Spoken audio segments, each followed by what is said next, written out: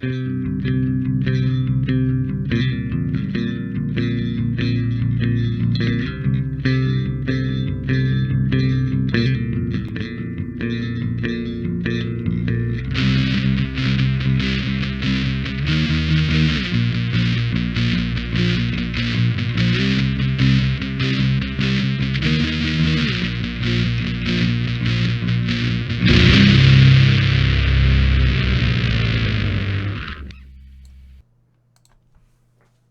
and welcome to another exciting episode of Wave the Brush with me, your host, Kris, aka Mini Wargaming Kris, aka The Name Butcher, aka all out of AKs.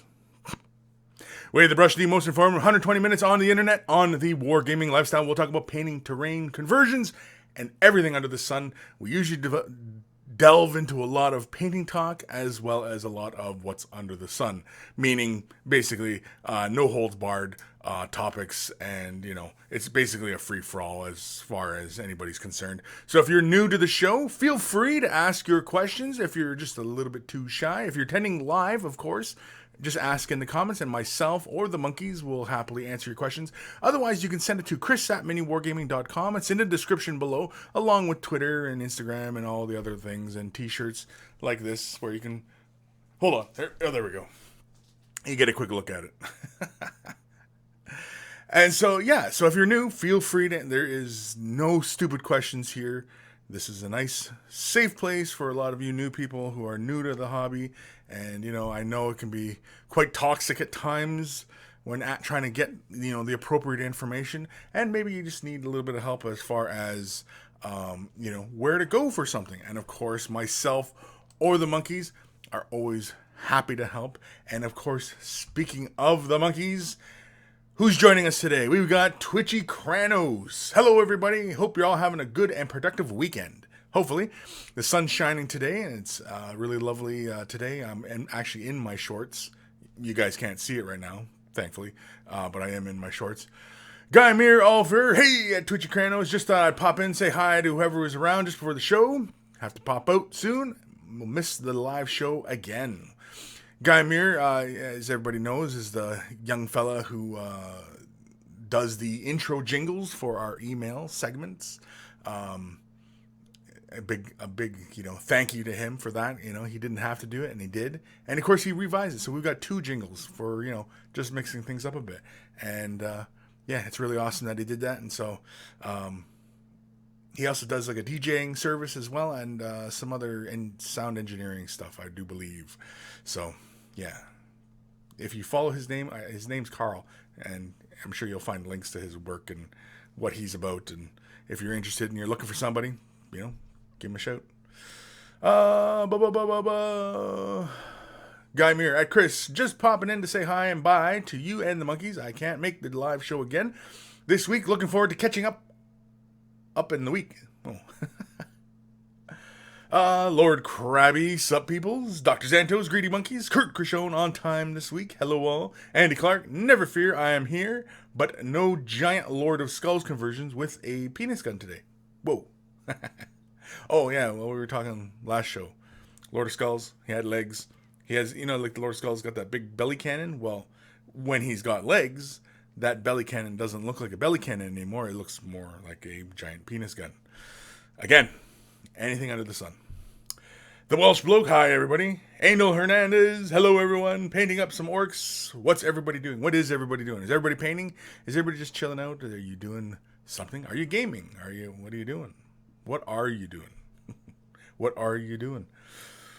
Lord Krabby, still painting Marines. Finished almost 50. Doran Jr., good morning, Way the Brush fanatics. Finally made it to the show. Been teaching the youngins last 2 Saturdays and missing out. Well, what are you teaching youngins? What do you teach? Like, are you like a teacher, or are you teaching hobby stuff? What are you teaching? Need the info. Clumsy Juggler, hello everyone. Anal Hernandez, I have 120 to paint. Oof. Heldane Urbanus, there it is. I just like saying that. Heldane. Sounds like a fighter name. Anyway, hi all. Big friendly wargamer. Hey monkeys, how's everyone today? Painting up some Space Wolf Scouts today while listening to Kris. listening to him, not looking at him. So he's never. I wonder, is there anybody out there who listens to the show but never watches and have no idea what I even look like? No, they must have tuned in at least once or twice, right? Not everybody's, just listening. Anyway, I don't know where I was going with that. Bitsbox, hey all. Hey, Bitsbox. Nitving, hello everyone. Elitist Jose. Well, to kick off the questions, I need some advice. I bought some Space Marines converted to Burgle Marines, and I want a Hellbrute so naturally I'll be converting a Dreadnought. Can you help, good sir? Well, I can't help you with the converting, but as far as offering some advice and some encouragement, sure, I'm glad to help. But as far as me physically being there and helping you with the model, no, that's not going to happen. Unless you want to pay for a plane ticket wherever you are. Unless, of course, you're just down the street, then, stop by.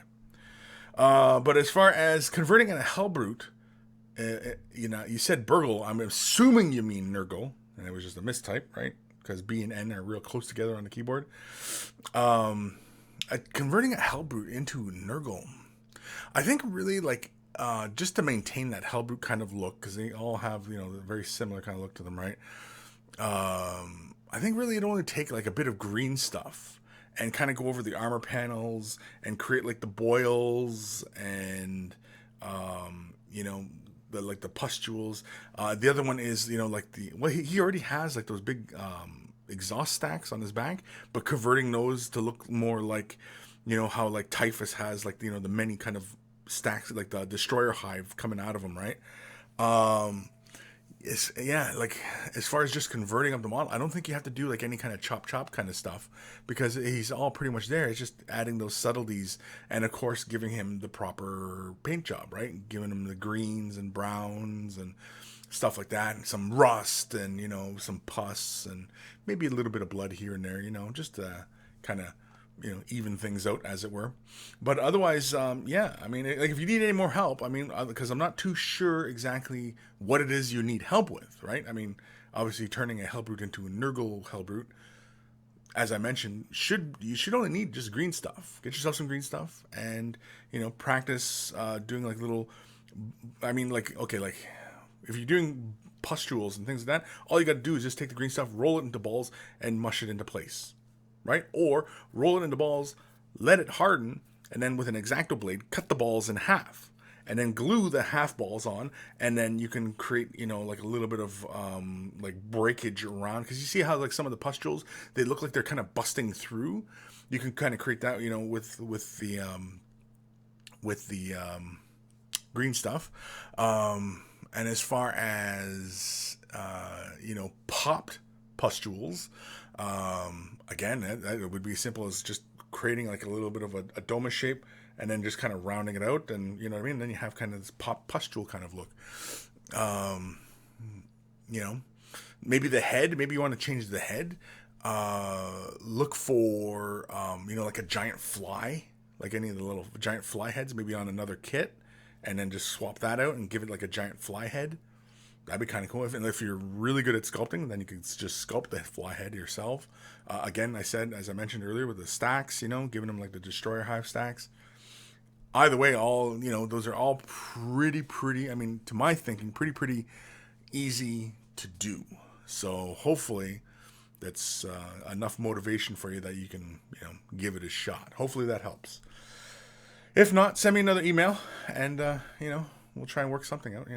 Hopefully, again, but try and be specific exactly as what it is that you need help with.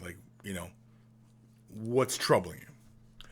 Where are we? Mad Cow Crazy. You're really the owner of Bitsbox? Are you really the owner of Bitsbox? Are you really the owner? Do you want me to be retarded? Grey Death Angel. Hey everyone, just working on some Death Watch Dark Eldar Corsairs assembly. Still waiting on my pants to arrive. Still waiting on my paints to arrive. I said pants.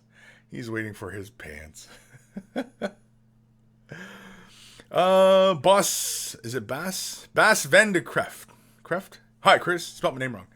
Anyway, Thanks for the tip on getting something to hold my models while I paint. It really made a big difference. Awesome. That's excellent. That's excellent. Yes, because I remember you were talking about having difficulty, staying in steady hand mode. That's excellent. I'm glad that helped, and hopefully you're getting more out of your painting now. Hopefully, I'm hoping you're happier about it. And again, when you're happy and you're calm and you're painting, you do good painting, right? So hopefully it's all good. Bitsbox. Yep. Hi, MCC. Oh, Matt, how crazy. Moosehead Painting. Hello, Monkeys and Kris. Hello. Dorn Jr., 7th grade history, middle school. Oh, awesome. See, a name like Dorn Jr., I assumed you were a younger fella. But, I mean, you still could be a younger fella, but I mean, like early 20s. To me, that's a younger fella. But, 7th grade teaching, 7th grade history. Man, that's got to be a chore. I once considered being a teacher when I was younger. I considered it. I also wanted to be a cop and a fireman. Basically anything heroic, and people looked up to you. No, not really. Bitsbugs. Frantically painting Caradin Overlords for a game tomorrow. Holy man, you got a game tomorrow and you're just getting them painted now? Hopefully you have an airbrush, because then you just whip right through them. Hopefully. Grim Testicular?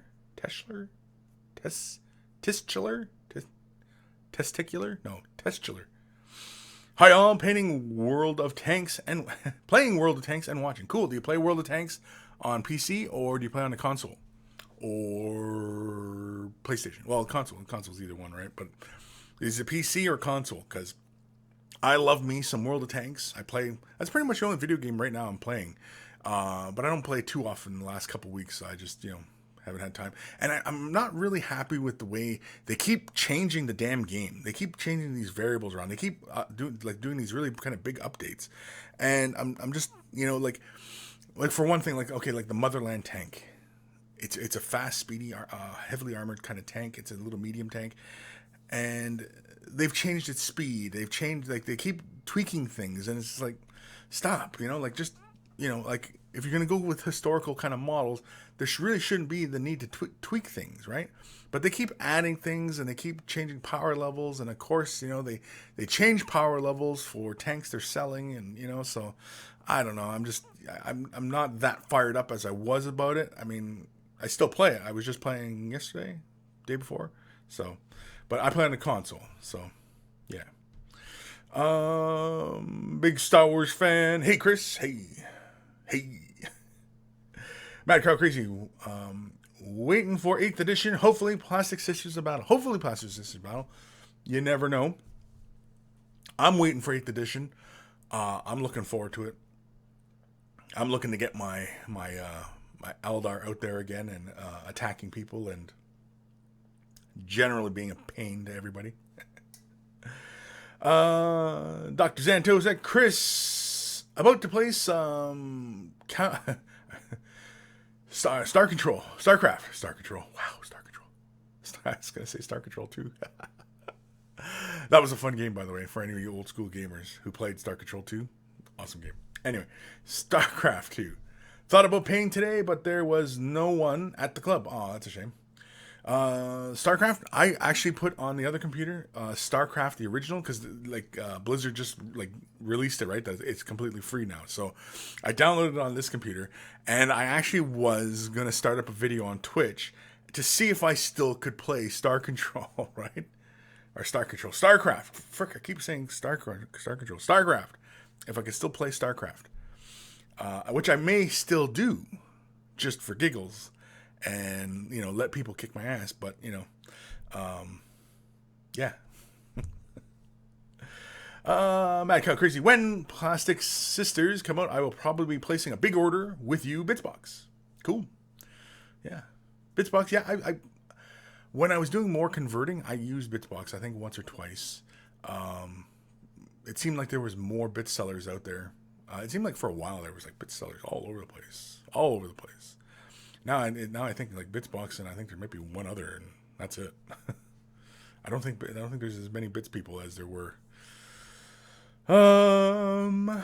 Twitch Granos, Kris done any more work on the canvas piece from the Twitch show last week, or planning another after the Way of the Brush show?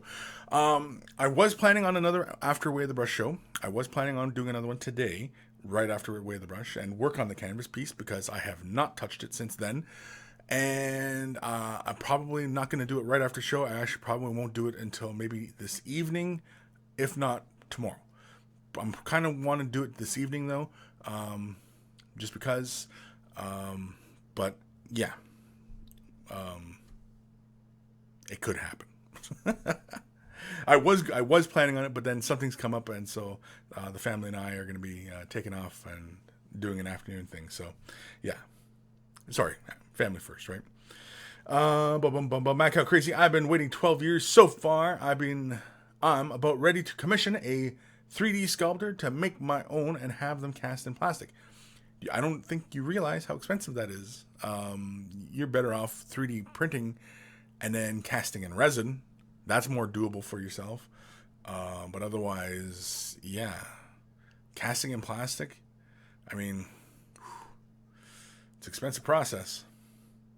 Bitsbox, hopefully the wait will be over this year, but I don't hold out much hope. Mini Wargamer Josh, what's up, you damn dirty apes? Damn dirty apes. You damn dirty apes. Twitchy Granos, sup, Lord of the Beard. Lord of the Beard. That's actually not a bad handle, Josh. Lord of the Beard. Lord of the Beard. Dorn Jr. Speaking of conversions, what are a few plastic card thicknesses that are good to have for 40k? I'm putting together a Cromlech order. What is it? 0.03, and then there's 0.05, and I think there's a 0.01. I'm trying to think of but I think 0.05 is the average one. I think it is, and that one's good for like solid construction, I think. Or maybe it's just 0.5. Maybe it's just 0.5 millimeter. 0.5, 0.3, 0.1. I can't remember the thicknesses. I don't know, because usually when you get the things, right, they just come in a cellophane thing and it has it on the thing. But there's nowhere stamped on the card, like, what thickness is, or like a little die stamp, like what thickness the card is afterwards. You kind of have to keep it all organized, and I don't keep my plastic card organized. But yeah, I think 0.5 is the normal kind of like, it's all in millimeters, of course. That's a good thickness for, vehicles and things like that. Excuse me. Excuse me. Sorry, I couldn't hit the mute button fast enough there. Everybody was wearing headphones. I'm really sorry about that. That snuck right up on me. Lord Krabby, quick Kris question: how's the no smoking going for you, bud? I'm glad you're standing a lot. Just wondering how you're doing on that. My no smoking thing was pretty good. It lasts a little bit as the weather's gotten warmer, and been socializing and imbibing more alcohol beverages. Unfortunately, I have laxed a little, and I've had one or two. But I'm not like buying a pack or anything like that. I mean, I've had like one or two, and while socializing and having beers. Yes, I have. I wouldn't say I've fallen off the wagon, but I'm definitely, But I mean, like right now, I don't feel like having a cigarette, and so, and I haven't had a cigarette today. But yeah, it's a little bit of slipping. It's a slippery slope. I'm not smoking again, though. That's. I want to make that clear. It's social. It's completely social. Anyway, Elitist Jose, I'll email you pics of my current purchase things, and I meant convert a Dreadnought to a Hellbrute, but I wouldn't imagine I'd need to do anything than what you said. So thanks. Yeah, converting a Dreadnought into a Hellbrute. I mean, it's just giving him the big kind of grabby hand. But I mean, if it's Nurgle, you can do like, tentacles and, you know what I mean? Like if you're doing like, if you're converting like a regular Dreadnought and you wanted to give him that, that other kind of grabby close combat hand, right? You could take like thin wire, like, I can't think of the gauge now, but you could take thin wire, either like brass wire, copper wire. Copper wire is really kind of bendy. Brass is really the best one because it'll hold its form, like when you bend it into shape, and then you just drill holes, put that brass in, take your green stuff, and then just sculpt some, simple little tentacles around, let it cure, and then, you paint it up to whatever you want, and yeah, it's pretty straightforward, I think. Maybe. I don't know. Of course, if you need help, send me an email. It's all you need to do. I'm here. I'll answer. Derek Luterus. I've been having trouble getting my Raven Guard scheme to pop. The gray highlights are okay, but I'm looking for the extra something to stand out. The gray highlights. The Raven Guard. Yeah. For Raven Guard, have you tried using something like, say, Incubi Darkness, or adding Sotek Green to your black and begin highlighting like that? Have you tried that? I have a few videos in the vault on highlighting black, and I have a few ways of doing Raven Guard. I've shown, I think I did it for the 30k Raven Guard, which is essentially the same as the 40k version of them, right? And I'm pretty sure, let me see if I can see them. If I can see him. I can't see him. Hold on. No, I can't see him. Anyway, all my 30k guys are all over. You can't see it on the screen here, but they're all hiding behind my monitor. Anyway, try going from Abaddon Black to Incubi Darkness to Dark Reaper, okay, as your highlights, instead of going with grays.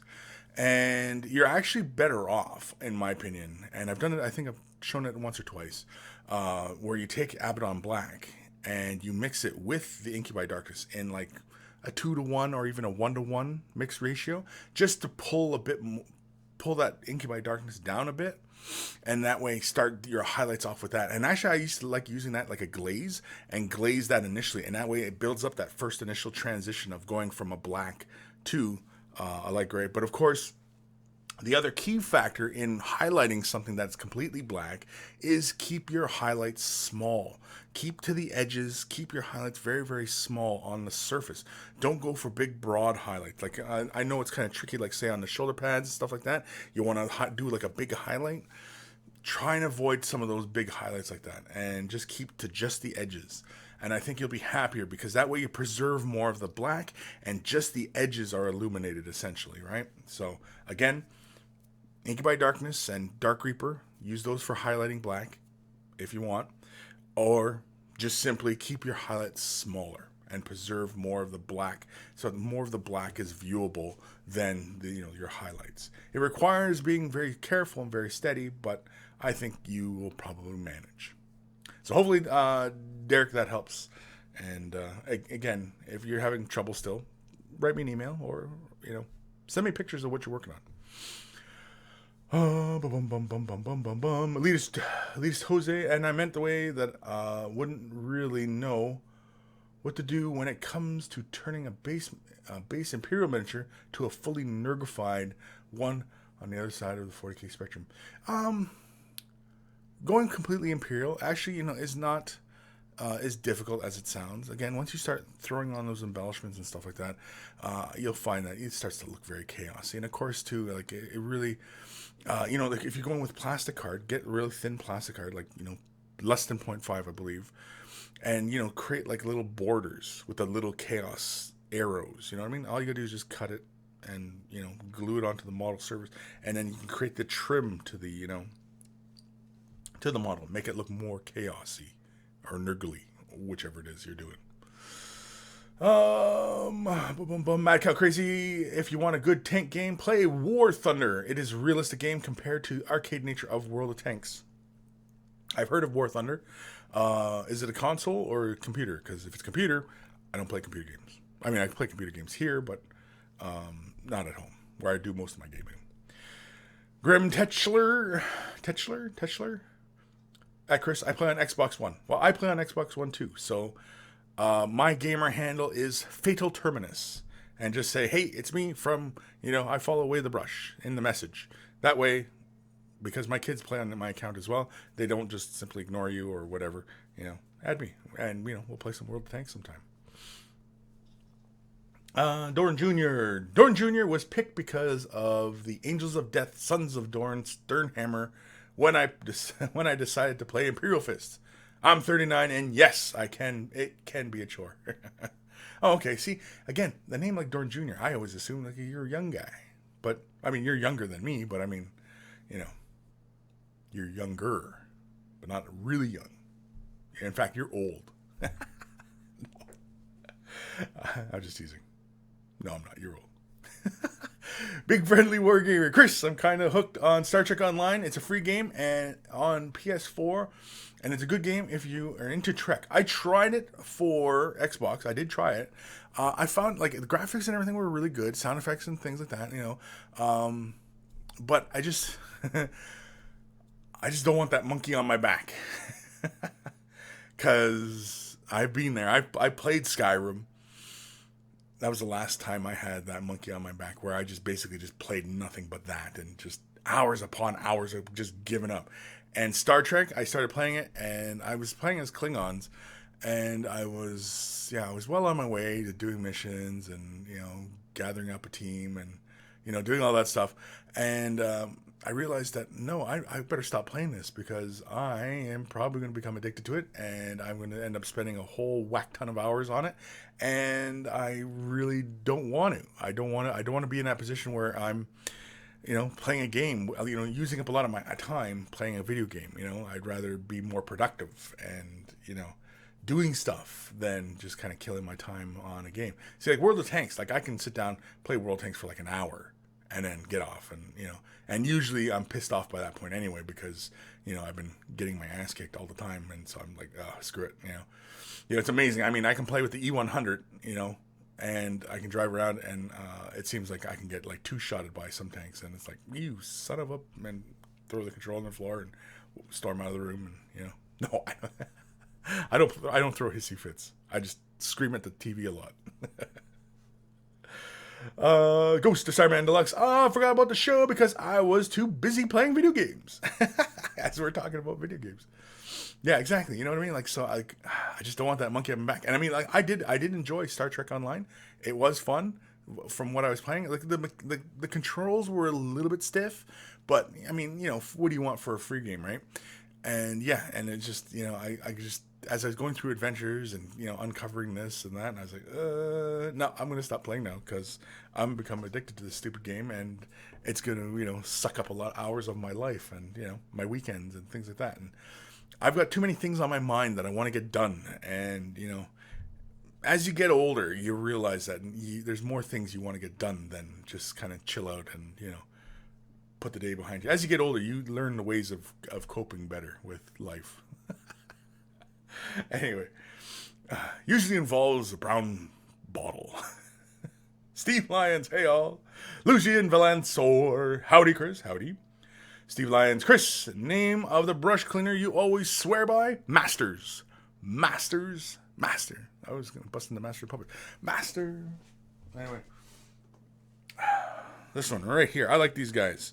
Now, I know that there's a lot of other brush cleaners out there to do this, dry brush soap, but this is it. This is the one right here, right there. I'm just playing with my autofocus right now. Master brush cleaner. This is good stuff. This is good for miniature painters. This is good for regular canvas painters as well. You're not using this in your airbrush, though. Don't. It's not for that. It's just for regular brush work. But yeah, it's great. It's a cleaner and a preservative.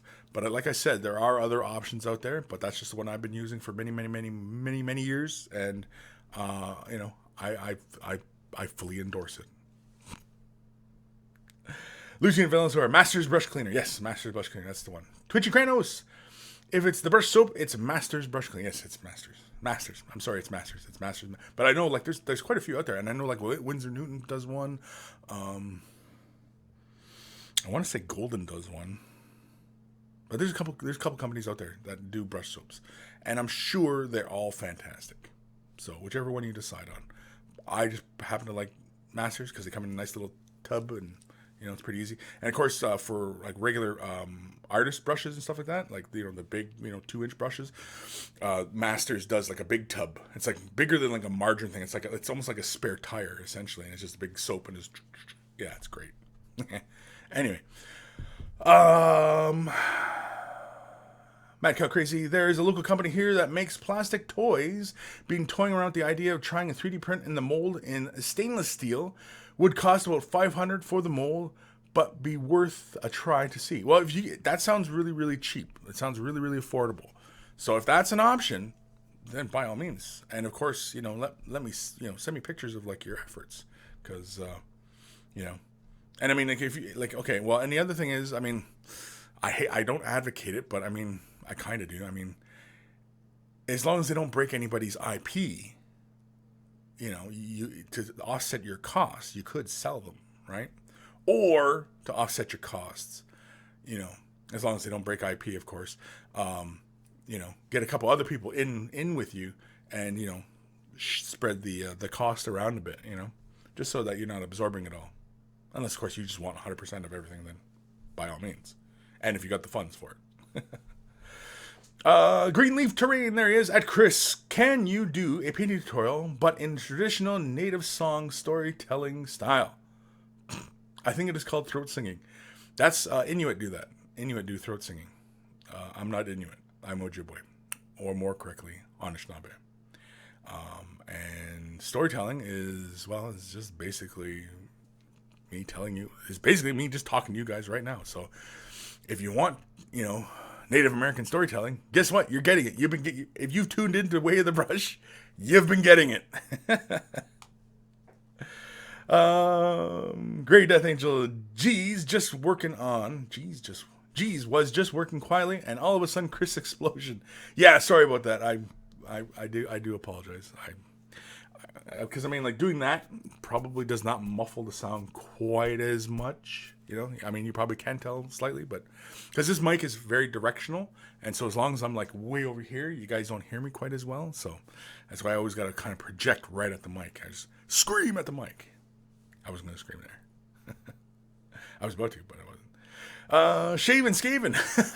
That's a great name, Shaven Skaven. Hey Kris, do you ever paint or play Malifaux? I started painting Malifaux, and I have tried Malifaux. I think it was the previous edition rules, though.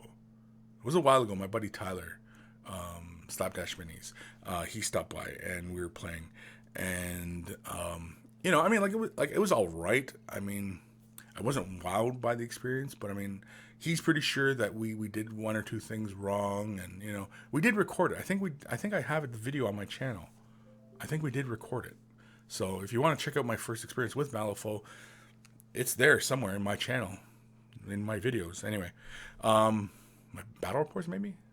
Anyway, it was just like I just turned the camera on, and just started recording, this kind of thing. Nothing fancy. And I mean, like, as far as I understand, it has gone through some changes recently. I think with the latest edition change or something like that.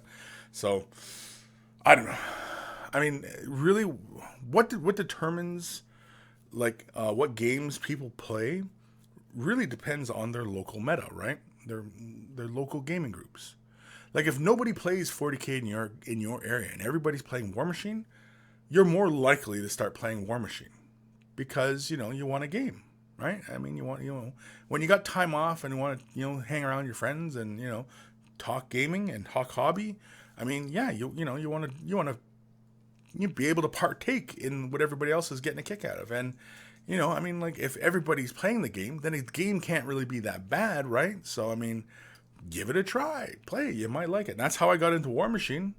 Everybody around here played it. Not a lot of people played 40K or Fantasy. People were playing it, but not very many.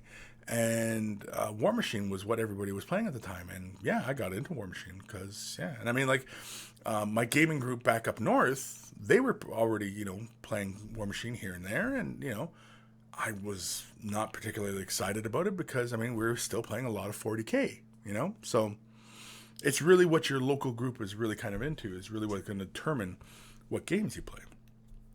And Malifaux, I mean, nobody around here plays it.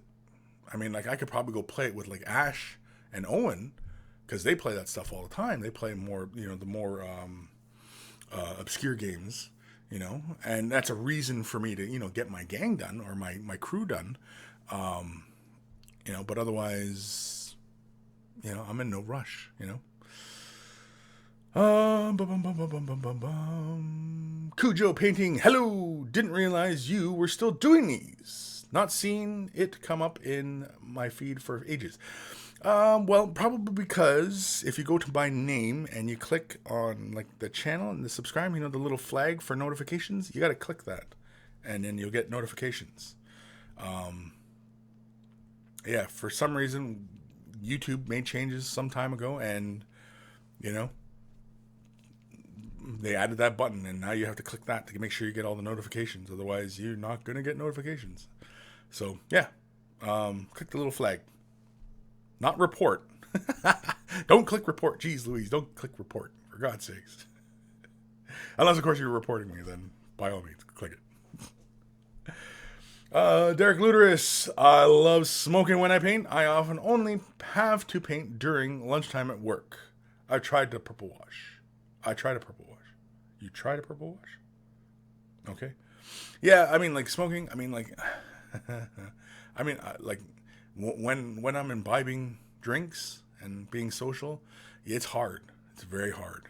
And, like, I went to, like, okay, you guys remember last year, previous, I had quit smoking around, New Year's time, and I was doing pretty good, and then I went to Adepticon, and I fell off the wagon. Well, this year, I went to Adepticon and didn't fall off the wagon.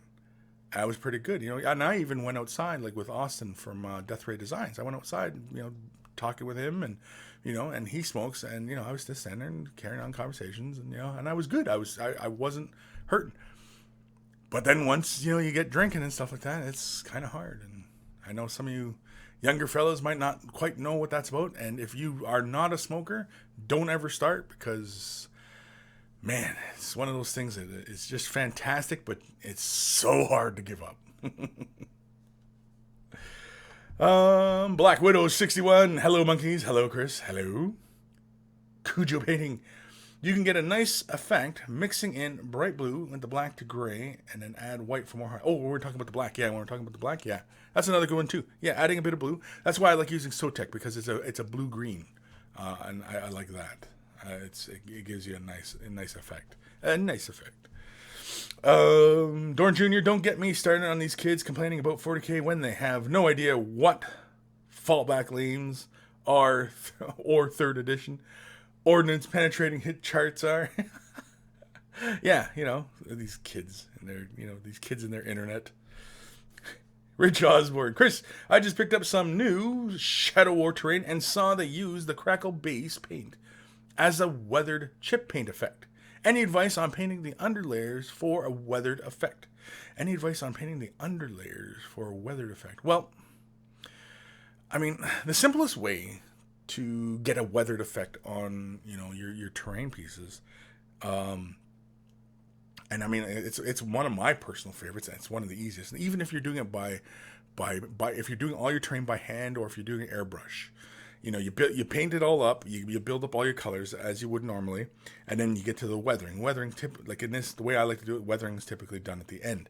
Now, you could do, what they do call like the hairspray method or the salt method, where basically you start with an underlayer of like brown oranges and stuff like that. Then you lay the salt down on the hairspray. Now you can do this. You can do the salt on top of the hairspray and then seal it, or you can just do hairspray and then you just basically paint it and then scratch away, and that'll give you a pretty realistic looking effect, because essentially you are doing just exactly what you're trying to achieve, is you're eroding that paint job and exposing the underlayer, right? But the way I like to do it is paint it all up like you normally would, by hand or by airbrush, doesn't matter, and then come in with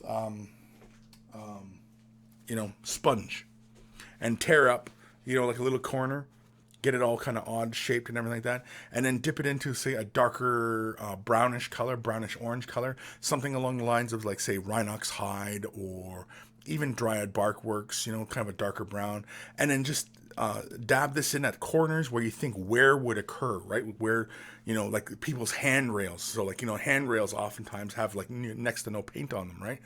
So you go around and you stipple this everywhere that you think wear would be, or anywhere really, just along the edges and stuff like that. And this technique works on everything from miniatures, tanks, terrain. This technique works.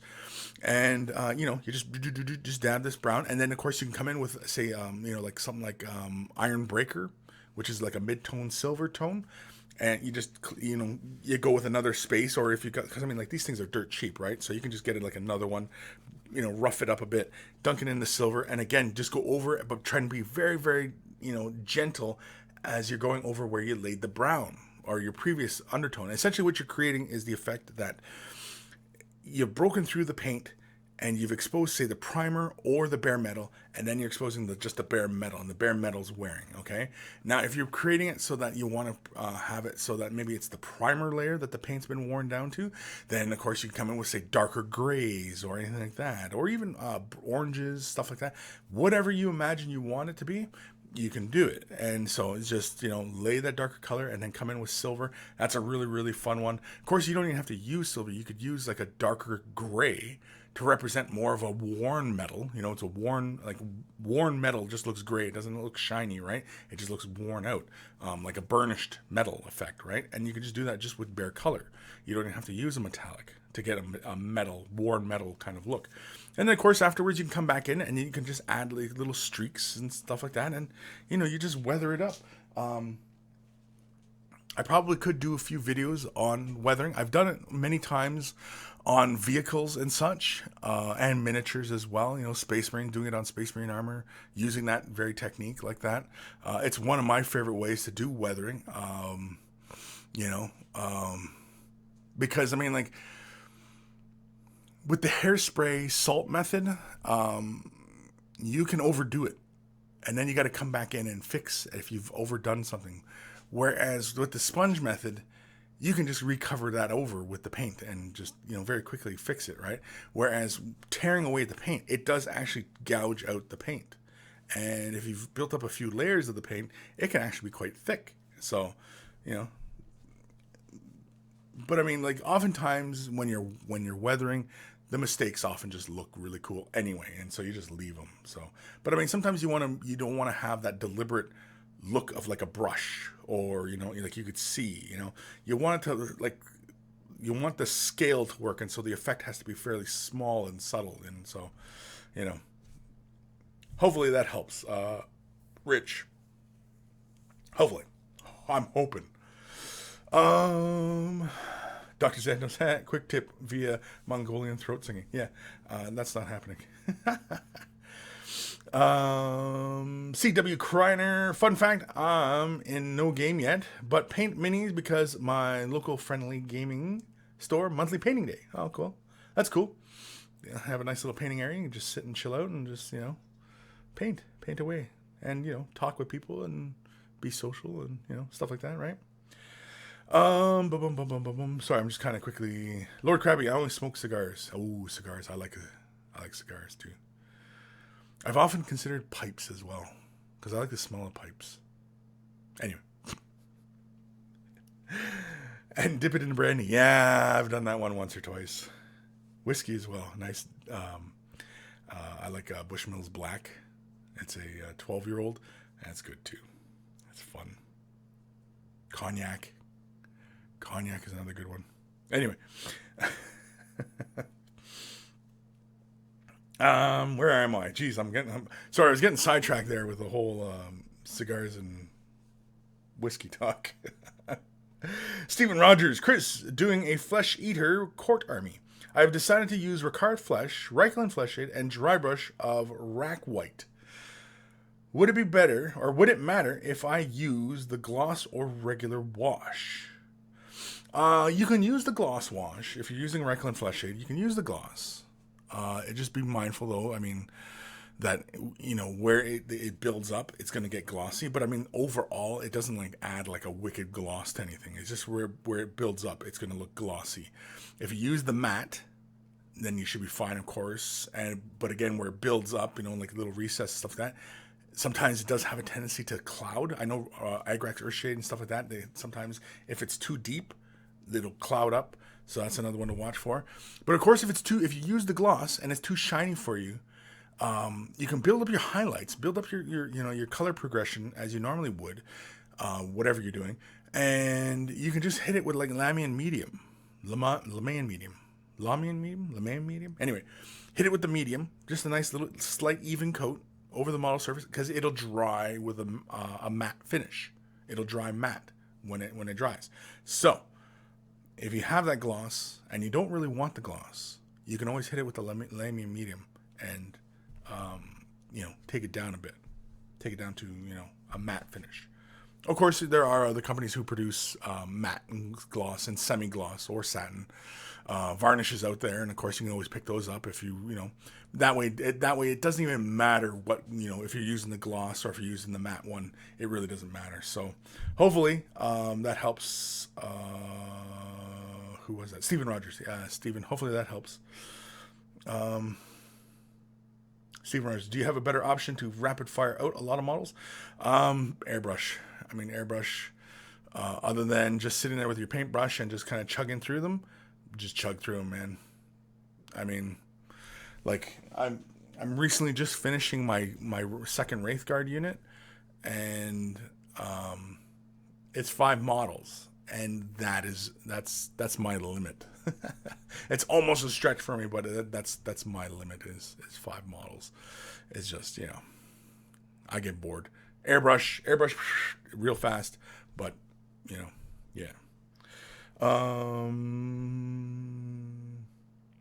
Rich Osborne, thank you very much for the great advice on the weathering. I really appreciate it. Yeah, no problem. I have a few videos in Mini Wargaming Vault on weathering, stuff like that. If you're a Vault member, check them out. If you're not a Vault member, you can always sign up for 7 days for free. Just make sure you get the silver membership, and you'll get access to everything.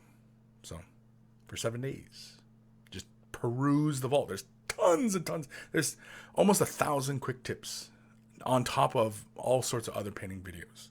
Not to mention now that we have Janine as well. So she's been, we've been adding more and more videos already. And so, yeah, there's tons of videos in the Vault, man. Tons. Mad Cow Crazy. Oh, no. Lord Krabby. Brandy, really sweet, like a liqueur, almost like candy. Every time you smoke a cigar, after you dip, it enriches the tobacco. Yes, it does. And quit talking about it now, because I'm going to want one. And it's because it's such a nice, beautiful day today, too. There's like, a little hint of a breeze. The sun is warm and the air is nice and cool. And it's a fabulous day for just sitting around and, watching the grass grow. Or paint dry. Whatever your bend is. Anyway, Lord, stop it. Stop talking about this. Because I'm going to go get a cigar later. Mad Cow Crazy, wait. You dip the cigar in brandy. Won't that put the cigar out and light the brandy on fire? I assume you dip it before you light it. No, you dip the butt, the butt that you put in your mouth. You dip that in. It's nice. It's a nice experience, because also the alcohol vapors, you draw it all in, and you can stop.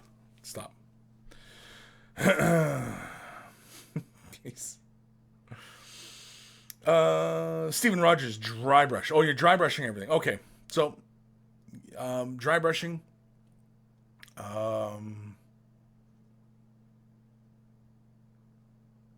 Oh, you're asking, okay, if you're dry brushing and using the rack white, would it matter to use the gloss or regular wash? No. When you're dry brushing, what matters most when you're dry brushing to get a good dry brush onto the model is a nice, smooth surface. Okay?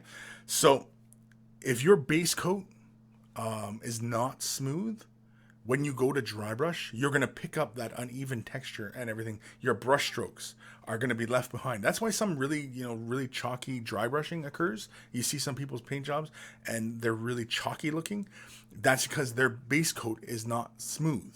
Now, the trick to getting a nice smooth base coat is, one, an airbrush. An airbrush can get it on nice and smooth. You can still mess it up with an airbrush. Don't get me wrong. You can still mess it up.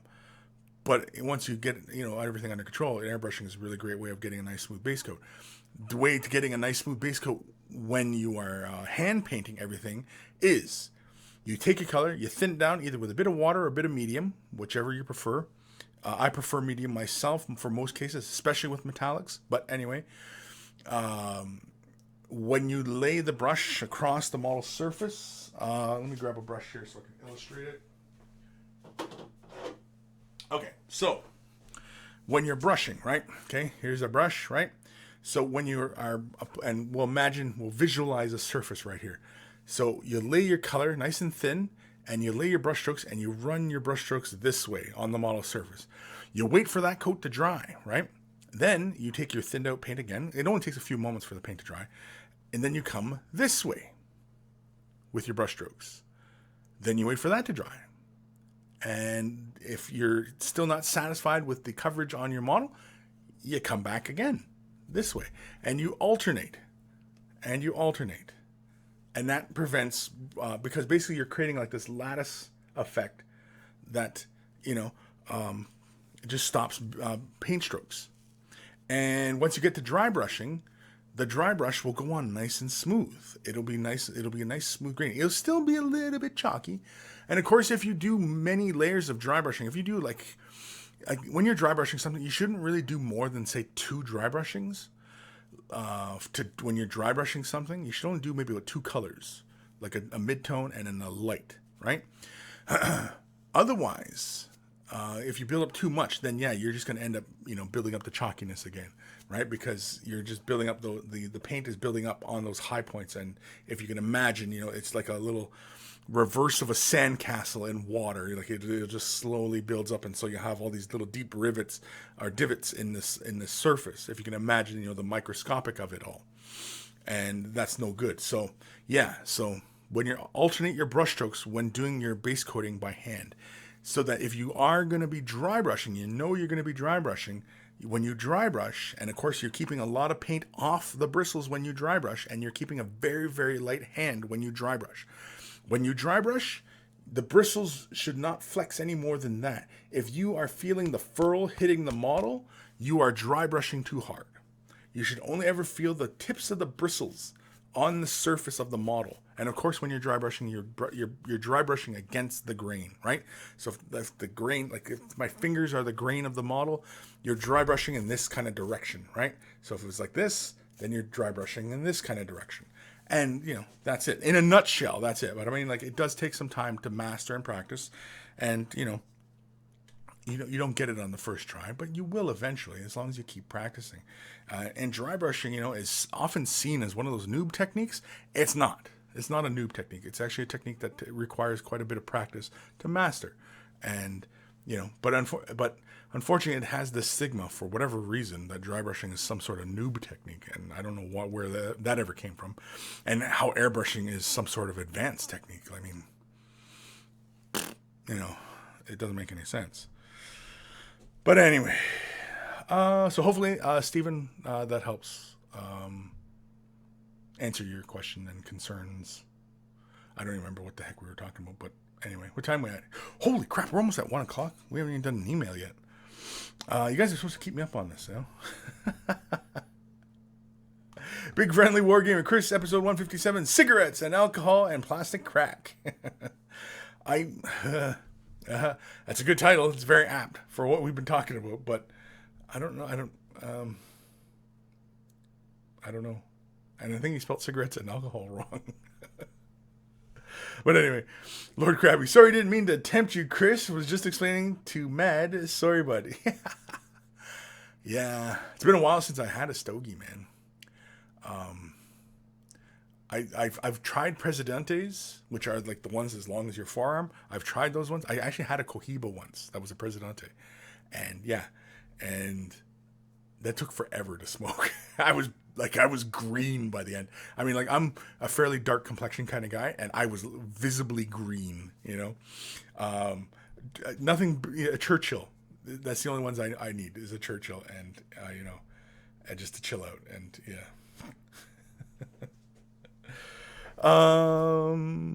Where are we? Mad Cow Crazy. Plastic crack would be resin dust that you snort. Heroin would be plastic sprue melted into acetone that you inject. Holy crap. Oof. Could you imagine? Oh man, that's my joints are binding up as you say it. Oh, that's awful. The Welsh blow, Kris, really going for this ASMR angle now with his brush. Why? What was it? No, because I was just explaining. I mean, that's, come on, man. If have you not seen my tutorials? All my tutorials, I try to explain very clearly. Well, as clear as mud anyway. How to do stuff, and I mean, like Dorn Jr. I mean, I like to think of myself as a bit of a teacher as well. Not really, but whatever helps people, I suppose. Dorn Jr. at Kris. That reminds me, can you glaze with the same color you dry brushed to help fix it, get that chalky texture, but don't want to change the color? Yes, you can. Yes. And I've done it in a few videos where basically, like you get that bit of a chalky look, and you still want a bit more of that nice color graduation. And also too, because I'm often painting for the camera, we see like all the little mistakes, right? But like when we look at a model, when we look at a model like arm's length or tabletop, right? I mean, like we look at it and it's like, you don't see nothing. But if we really examine this and took a real close-up picture, we would see all the little boo-boos and all the little areas that paint shouldn't be in, and all those things that would become very, very apparent. And so, but yes, you can. After dry brushing, you can take that same color. I've done it quite a few times where I'll even take, I'll use the Citadel Dry, and I'll add medium to it and break it down, because all Citadel Dry is lots of pigment. Like, all they do is they just change the pigment to resin binder, acrylic binder ratio. That's all they do. So Citadel Dry is already pretty much dry paint, right? And Citadel Base, they just add more pigment.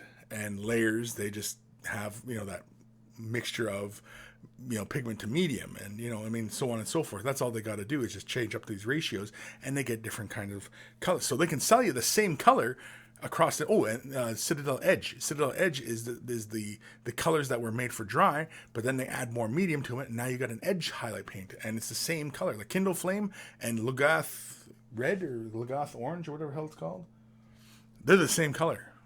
Just one is dry, one is edge. One has more liquid, and the other one is drier.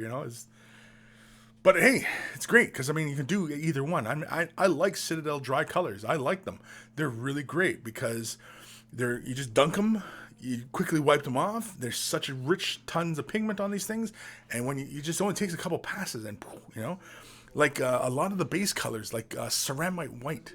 That's a fantastic color. If you are one of those guys who has to prime everything black, and you want some bright areas, definitely go out there and get yourself ceramite white, because that is going to, in two coverages, will cover over that black and still be eye-popping white. So, yeah, definitely, man. There's Citadel Colors, they definitely have been doing things really, really well lately. Games Workshop in a whole has been doing a lot of, they've been winning a lot. And, it's definitely, a lot better. These days, being in the hobby are a lot better than they have been in the last 10 years, where, people become very, very salty towards things. And, so anyway, back out crazy. Saw a funny pic of someone smoking for the first time, put the weed into an empty plastic pen, and then lit it on fire. Jeez Louise.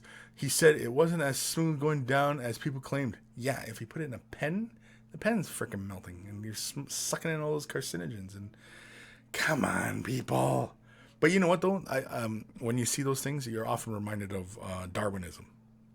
And if you're not familiar with Darwinism, Google it. Dorn Jr., it's not too chalky, but want a smooth underbelly on my source. Yeah. So oftentimes what I'll do is, for example, let's say for the underbelly of a source, right? We went with, say, Ushab T-Bone, and then we were dry brushing up, say, Pallid Witch Flesh, just a little bit, just catch the high points, brighten up that belly point. But then it was, there were some areas on, say, the scales where we just wanted a little bit more transition across, the sides of the scales, right? Because those big scales are often like these big, lengthwise kind of ligaments, right? And yeah, you can just take that same color, just add a bit of water or medium. I would prefer medium, and just add that to it. Break it down so it's very translucent, and then you just finish your brush strokes out towards the center. So if you start out, say, halfway through the dry brush section and brought it and finished your brush stroke in through the center, that's where you'll build up the most color, right? Because when we're glazing, you want to end your brush stroke where you want the color to build up, right? So if you want the color to go from darker to lighter and you're using a light color, you want to start your brush stroke off in the darker area and bring it towards where you want it brightest. So you're always pushing the color to where you want it to build up, right? And that's glazing. That's glazing, essentially, in a nutshell. Of course, many videos on glazing. Yes, Mad Cow Crazy, Dr. Santos, it is email time. Caw King 5555, Way the Brush, episode 157. Holy, it's 1 o'clock. Holy, it is 1 o'clock. Jeez Louise, let's kick in the email gears. email time. It's email time. That one's so much fun. Guymere, Ulfer, aka Carl, made those excellent. Of course, you know, basically I'm indebted to the guy, I think, and you know, I might have to like, I don't know, produce a baby for him or something. I can't produce babies, but maybe I'll steal one. Anyway, this is from Christopher. Oh, CW Kreiner. There it is. Thanks for the tips on sealing and finishing. Thanks for the tips about the sealing and finishing. Here's an Imager album of what I finished up last time I got the painting. And so he sent a little link. And so let's just have a quick little peek at what he was working on. And so here is his models that I guess he was working on while he was, I don't know, listening to the show, I suppose. Oh, did I click that? No, I clicked. Oops. Got myself in the shot here. I usually don't do this shot. Let's get rid of Kris there. There we go. So this is the other reason why I don't like sites, you know, outside of, you know, using as attachments to the email, which I prefer because, you know, you get like these advertisings and I don't like advertising other people's crap that, you know, aren't directly supporting me. So anyway, very nice. Ooh, vampires. Ooh, skeletons. Judas Bloodspire. That's who that is? Is that a Citadel model? It's very cool. These guys look, they don't look like Citadel. Are they Citadel? Or are these like Mantic or something? Anywho, very cool. Thank you. Chris, is it Christopher? Sorry for, yeah, Christopher. Thank you, Christopher. Send that in. I do appreciate it. Were those skeletons Mantic? Because they didn't quite look like the GW ones. So I don't know. Oh, wait. Didn't we already read this one? Yeah, we already read this one. Sorry. Dr. Santos sent me a couple emails, and then they all showed up for some strange reason. But yeah. Let's do another email. And this is from Mad Cow Crazy. I need to check this out. It's a Facebook link. Oh. Oh yeah. He was showing a picture of Lord of Change. And we already read this one. Right, Dr. Santos? Murder Fang? We already read that one. Let's do this one. This one's from Warren. Yeah, he was showing me a picture of the guy finished it too. It looks fantastic. I love the red in the body. And he has this glowing metallic wings. Really fantastic. It's Magnus the Red. Yeah, that's the model. Yeah, that's it. Anyway. This is from Warren. Hi, Kris. As promised, a progress update on my Incarn. Keeping with the living death theme, I went with the bone instead of the metal to give it a skeletal and made it more vibrant than usual to give it some life. In contrast to the petrified look I'm going for on the crumbling wraithbone, I want to make the hair more violet with magenta highlights for some more brightness and warmth overall. I wasn't going to do the inner core much brighter than this, or than it is, until my sister pointed out that it reminded her of Cabineri? Is that what that word is? Cabineri? Anyway, of the Iron Fortress, and I was instantly sold on that idea, so I'm still undecided on the blades. The ideas I have at the moment are black and white metallic, and crystal and amber. Thanks for taking the time. I really appreciate the feedback. And so let's have a look at his Incarn, and I'm digging this. I like this. This is very cool. I think, yeah, coming up a little bit more on the highlights on the hair, coming in with a little bit more magenta. Sure, yeah. The blades are kind of a tricky one. What are you going to do? The blades they're going to be, say, because if you're going to go more amber on the power inside the center of that chest, right? What do you do? The blades, metallics, gold. See, my first indication would be like kind of like this green you got going on back here, which would be doing it kind of you know, yellowy green, lime green, right? Kind of a green power glow. Of course, the other one is doing amber on the swords and the glow. And say, for example, you have like a brighter glow on the inner portion here, and then on the blades themselves, you kind of go with a bit of a darker color. So it's kind of like, you know, the further from the source, he's you know, the power is diminishing slightly, you know what I mean, like, so he's brighter here in the core, and these are kind of linked to him. And because I mean, like, I kind of imagine, like, you know, it's all manifest from him anyway, right? It's kind of like the avatar, like the avatar of Cain, where basically his weapon is just manifested from him, you know. It's not like, you know, he had a sword sitting around or an axe or a spear. It was, you know, he just said, screw it, I'm making one, and, you know, I'm going to impale people with it anyway. Very cool. I like the color scheme. I like that bone on it. It contrasts very nicely. I think I would push that central core towards the more amber side, the more yellow side of things. The hair, yeah, definitely pushing it up towards more of a magenta. Either magenta heading down towards the end of the hair, or magenta coming closer to the scalp. One of the two, I think, would work. I like the transitions you got going on here in the ectoplasm.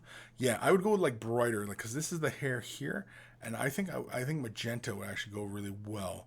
Unfortunately, though, like the way the hair blends in the ectoplasm here, you know, you kind of want to create a transition in there. But again, that's entirely up to you, how you want to handle that. Yeah, very cool.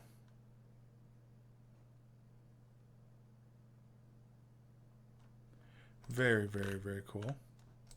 Ooh, a top down look. Top down. Yeah, I like the color transitions. I think the ends of the green here. I think if you push that more towards yellowy green, I think it would look really, really, really sharp. Now, why did that just come up now? That I can click through that. Anyway, that's the wrong button. That's the right button. So, thank you for sending that in. Awesome stuff. A Definitely send me another progress update. As far as, you know, where you're going with that. I like where you're going. I like the idea of that core being more amber than it is orange. I think the orange should be like the outer kind of glow, and build it up towards that bright yellow in the center, you know. And then the swords themselves, I think you could do them kind of amber as well, or even doing them gold, you know, using metallic gold. Or if you're confident enough or whatever, you can do a non-metallic metal effect on those blades, you know, as well. That's another one you can do. Just trying to think here. Yeah, because you're talking about adding a bit more warmth into it, and I think the Wraithbone really does complement very well. It really brings the focus to the model, in my opinion. You know, with the really bright Wraithbone emblems and stuff on him. So I think that's really winning right there. And yeah, I mean, like, also I don't notice if you did like the eyes aglow, because if you do the eye glow, I think you got to do the eye glow the same as you do like the inner core look. Yeah, but anyway, keep going. Send me more pictures of your updates. You know, I like to see how this progresses. I think I find it all very fascinating. I'm just taking a quick look here in the comments, and I'm not really seeing. Oh, it's all Reaper. Oh, all those models were Reaper. Okay, Reaper. Interesting. Yeah, the skeletons and stuff. Okay, they're all Reaper. Interesting. Very, very interesting. Oh, Data Wargaming is joining us today. And David Vaughn. David Vaughn? David Vaughn. Yeah, so awesome. Let's do one more email. just because we can. And this is from Sean. Yeah, we'll say Sean. Good day, fine sir. I hope the world is treating you well enough, and I invite you to scan your peepers over the things I have built and painted since I last emailed in. It must be 3 or 4 weeks now.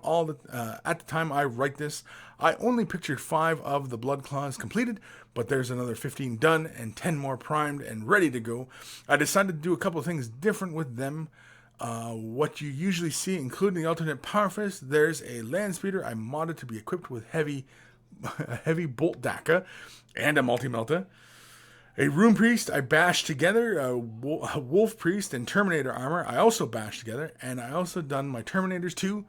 As always, I appreciate the time you put in for us monkeys, reading our emails, giving advice for improvement or new tricks and products to use. Cheers, dude. Here's some pics for Russ, for the Allfather, Foreskin. You got me. So let's have a look at his Space Wolves. Oh, he got me. Anyway, I like this. He's holding this skull here. That's very cool. He's kind of wolfing out a bit, it looks like. Very, very cool. The bases. Well, how'd you do the bases? Is that the baking soda method on there, or is that something else? Or is that like the GW snow? I'd like to know. Very interesting. Anyway, here's his blood claws. Very nice. And of course, he's kit bashing some of these things here. Here's a Space Wolf Speeder, Multi-Melta, and Bolt DACA. Bolt DACA. Very cool. Nice and clean, even. Here we go. Here's his Wolf Priest and what was it? Iron Priest? No, it was. I can't remember. I can't remember what these Wolf Priest Iron things are called or something. Anyway, he kit bashed these things together and very cool. I like the Terminator here. That's very cool. Yeah, I like that. I like his Crozius. That's very cool.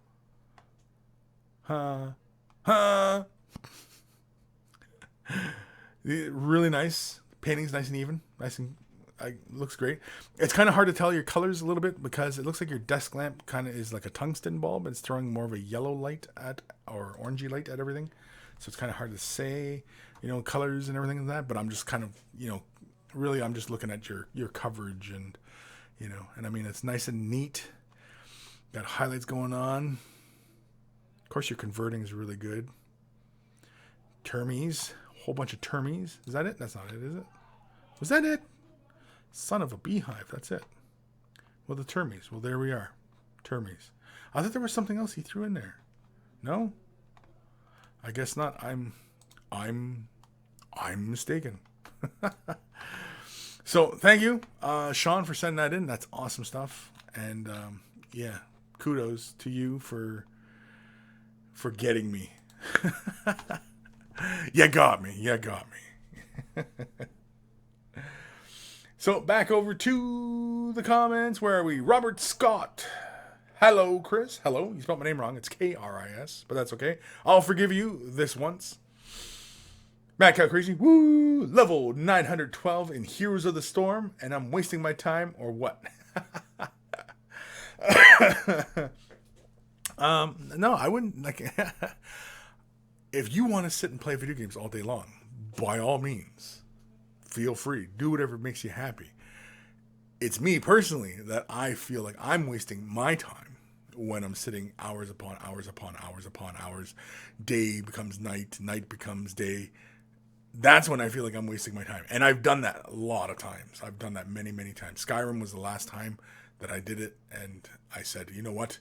I'm getting this monkey off my back. And yeah, I never played World of Warcraft. I never had that monkey on my back either. So, and I'm not willing to try it. And don't ask me, because I'm not.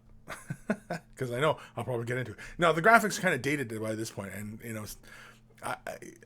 it's like looking at older movies sometimes. It's like, this kind of looks like crap. And, is it going to get me in the story? And you see like old blue screen tricks and stuff like that. It's like, it's kind of crap, But anyway. Ka King 5555. Green flames, McCraig blue. Catching the edge of the flames. Use Praxetti white. Then it's Nurgle green. For the top is Hellion green. Huh? I mean, that was something. He was doing Gilliman's sword, I guess. Lord Krabby, once you paint Incarn, you never want to paint another one that you want a custody battle for a friend you commissioned for. Yeah, I know. I did mine, and yeah, I was so glad. And oh yeah, and here's a preview for everybody who who doesn't. I mean, if you're not watching my Instagram, Twitter, or what I'm doing on Facebook and stuff, shame on you, really. But he's done. He's all done.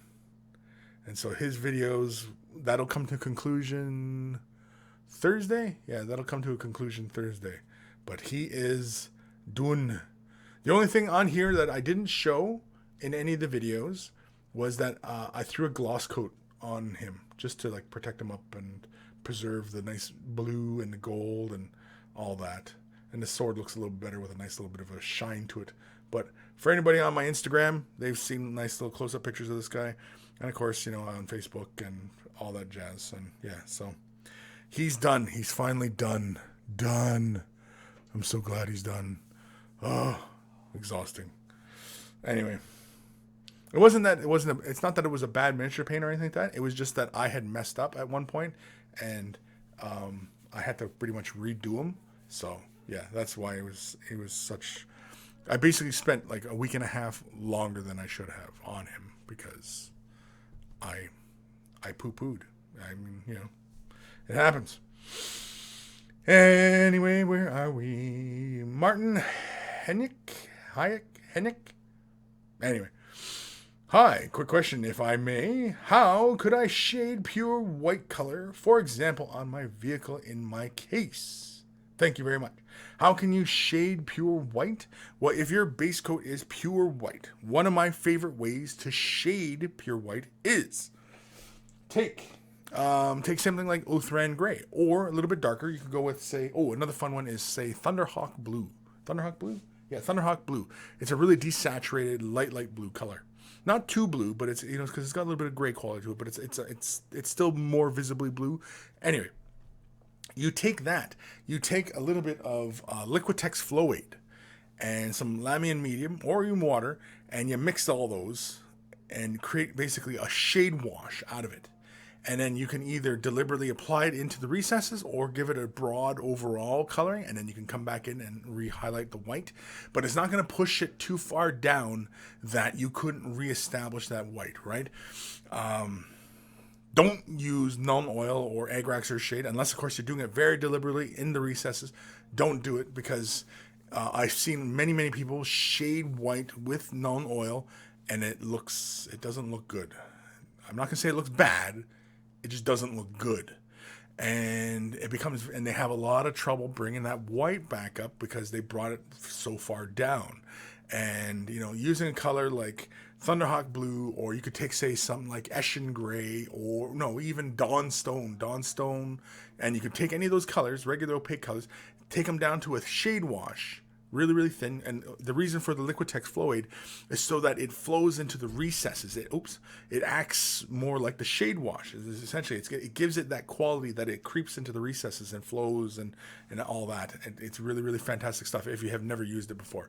And you just do it like that, and just either deliberately apply it, or you can apply it over the entirety, and it should just creep in. It'll tint the overall surface ever so slightly if you apply it overall. And of course, you can just quickly dry brush with white again and just catch those edges, and you should be looking good. So hopefully, Martin, that helps. Of course, I do have a few videos on painting white in the Mini Wargaming Vault, so feel free to check it out if you're a Vault member. If you're not a Vault member, you can sign up for a free 7-day trial. Sign up for a silver, and you get access to everything. Not just painting videos, but everything. And it's thousands and thousands and thousands of videos in there. Thousands.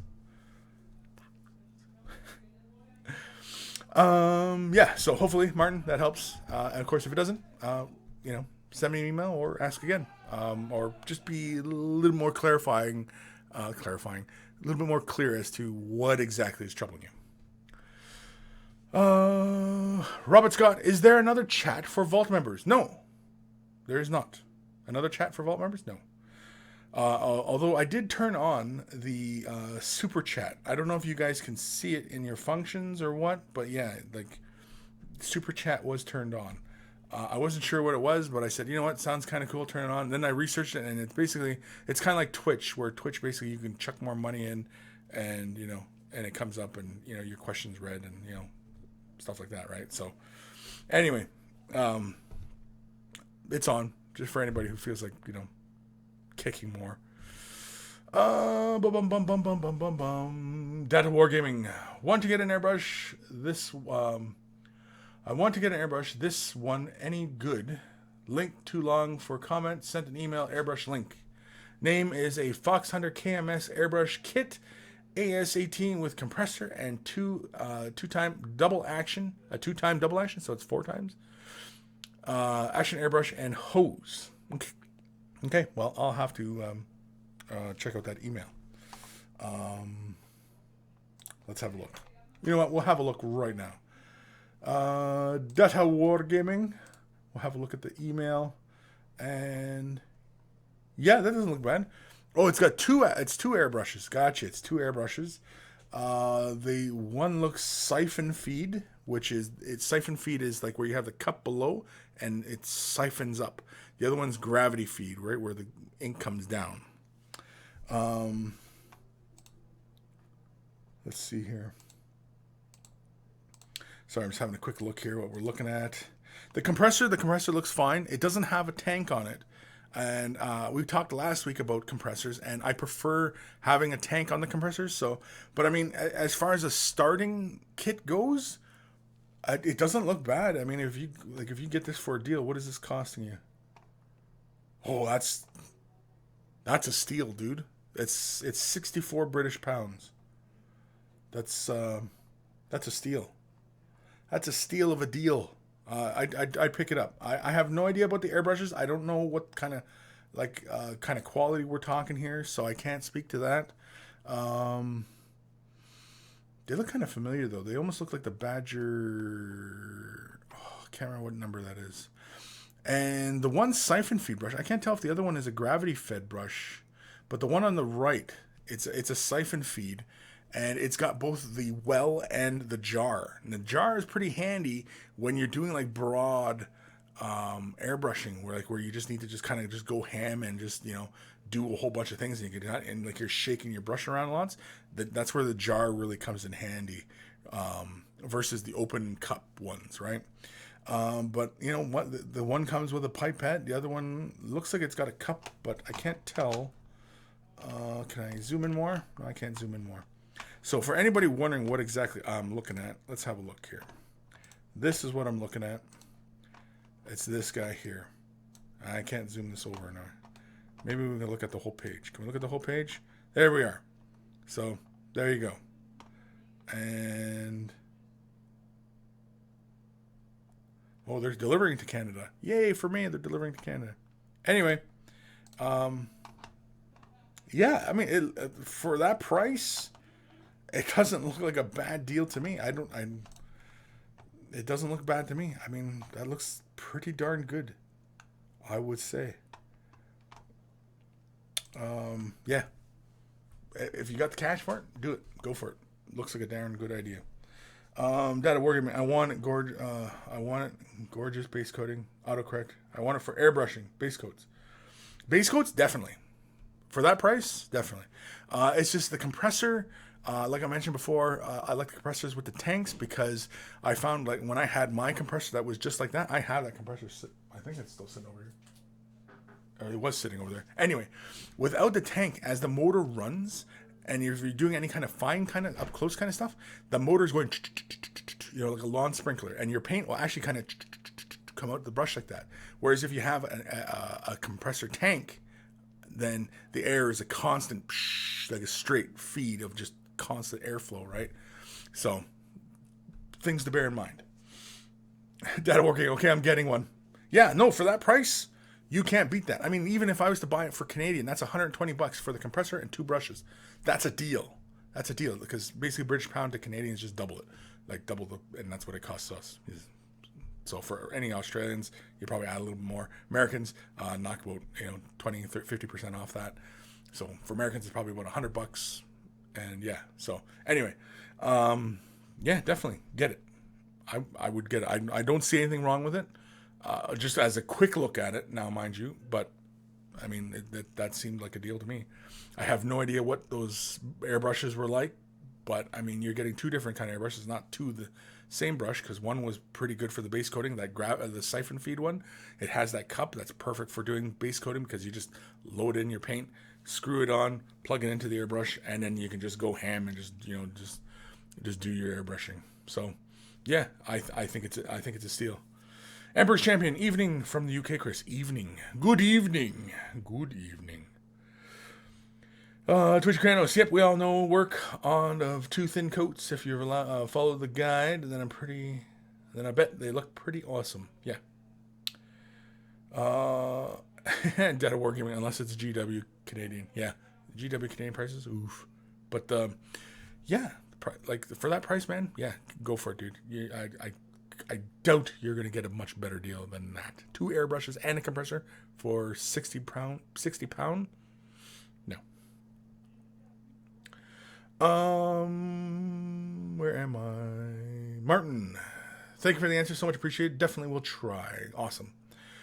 Dr. Xantos. There should be an infomercial type ad for the Vault. There should be an infomercial type ad for the Vault.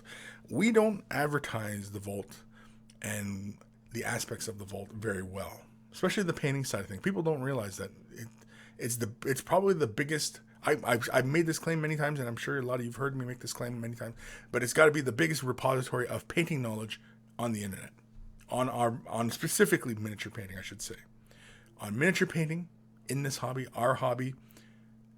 There is no bigger source of videos, of painting videos on individual different painting topics and styles and different models and coverages and everything. It just there's nothing bigger. Matt Ligori, super chat. I've been wasting my time with this normal chat. Damn, I know, super chat. Ooh, super, because it's super chat. Johnny Wraith, there he is. Hey monkeys, currently on a trip to Austin, but I figured I'd still tune in for Way the Brush. Austin, like Austin, Texas? You're in Austin, Texas, dude, and you're not like. You're just around the corner from us. No, I'm just kidding. You're not around the corner. You're like, man, that's like a 2-day drive to Texas, Austin. If that's where you are, Austin, Texas. Anyway, Robert Scott, I just used the painting tutorial from GW for Dark Vengeance here on YouTube. Sadly, I have no pictures, but I hope some of you know the work of Duncan. We're all familiar with Duncan. At least most of us are. I actually had an opportunity to meet him at Adepticon this year. It was really great sitting down, having a chat with him, swapping notes and stories. It was a lot of fun.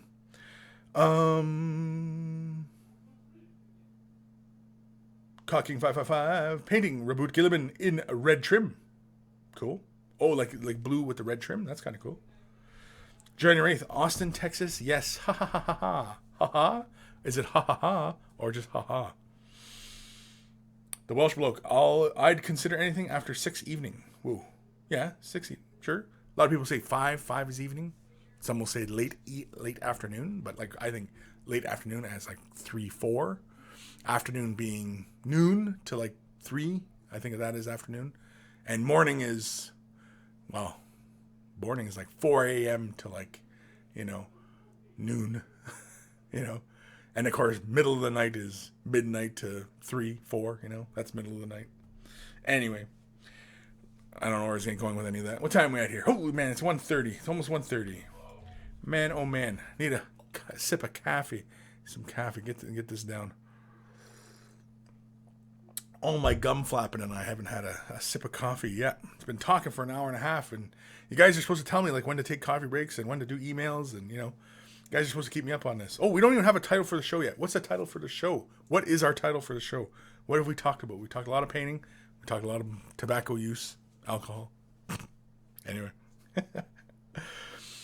Data Wargaming. My scheme for Chaos Demon said of Zinch, other than blue horrors and pink horrors, White Prime Celestial Gray Dry Brush and Highlight Ceramic White. Dry brush of or highlight ceramic white. Glaze Gilliman Blue. Continuing next comment. Euro yellow for the eyes. 2 coats. Cool. Henry Miles. I don't know if I've ever read that name before. Henry Miles. Hi guys. Painting some Rohirrim here. Any tips at all? Well, when you're painting, use a brush. I have no idea. Like what kind? Like what do you want help with? Is there anything troubling you while painting horses? Do you want to know how to paint horses? Do you want to know how to paint the armor, the bardings? What is troubling you? You know, feel free to ask. That's what this show is all about. It's all about asking. It's all about you guys and answering your questions. I wouldn't do this show if nobody asked me questions. I wouldn't do the show. There'd be no point for me doing the show other than me come up here and talk some crazy crap and, you know, make an ass of myself, you know. That'd be about it. And, you know, I don't know how entertaining that would be, but Marco first. Gum flapping and caffeine. Gum flapping. Yeah, I like that. Gum flapping. Data wargaming opinions and what should have be the bases. What would look nice with the light blue? Well, I mean, tau light ochre for bases. That's, you know, a very kind of yellowy brown orange kind of color. That would complement very nicely with the blues, the light blues anyway. Of course, you can go even darker than that. I would probably stay with light browns. Of course, it really depends, I guess, really on your gaming environment. I mean, are these for display? Are these for gaming?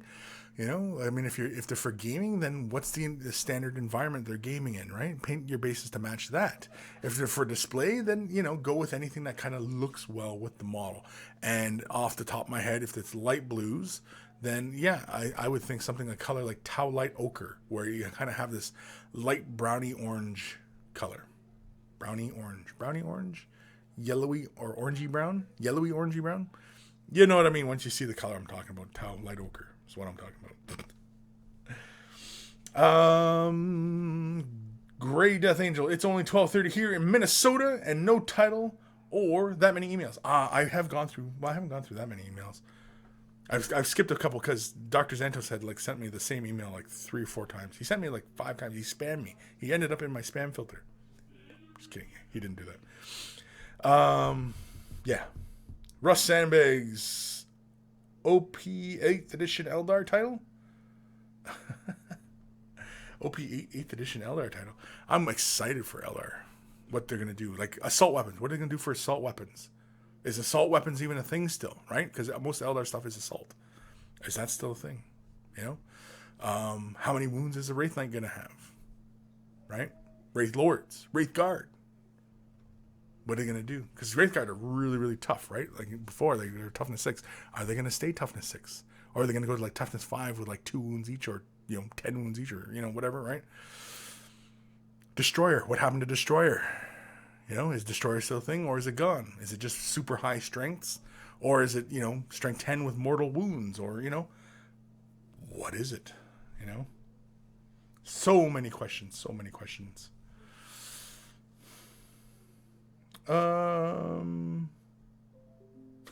The Welsh bloke. Episode 157. Don't put that in your airbrush.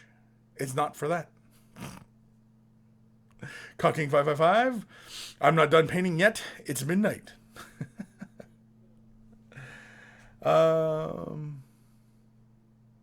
Henry Miles, it's been a while since you've been here. Yeah, sorry. Oh, you have been here. Okay, well, I don't remember reading the name. But then again, there's so many names, I forget.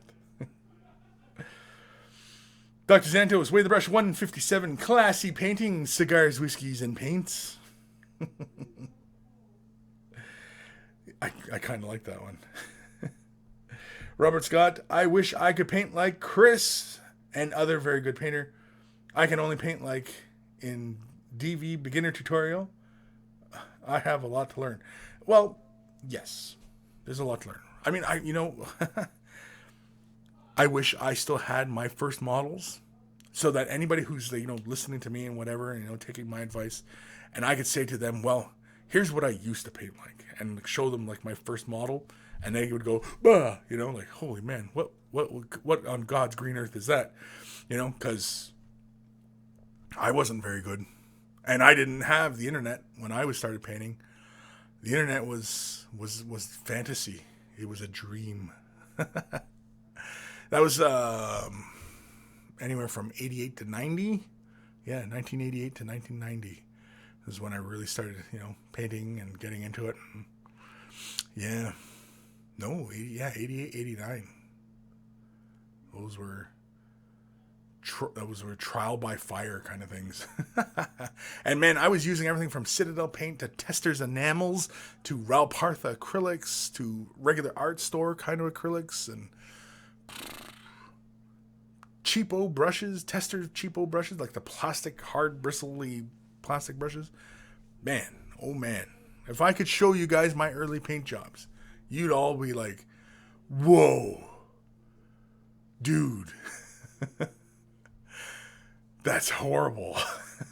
Because they were horrible, you know, in comparison to what I can produce now. But, you know, so you stay with it. Just stay with it, man. Just stay with it. Don't be discouraged by your painting. Don't be discouraged by your painting. That's the whole point of the story, is don't be discouraged by your painting.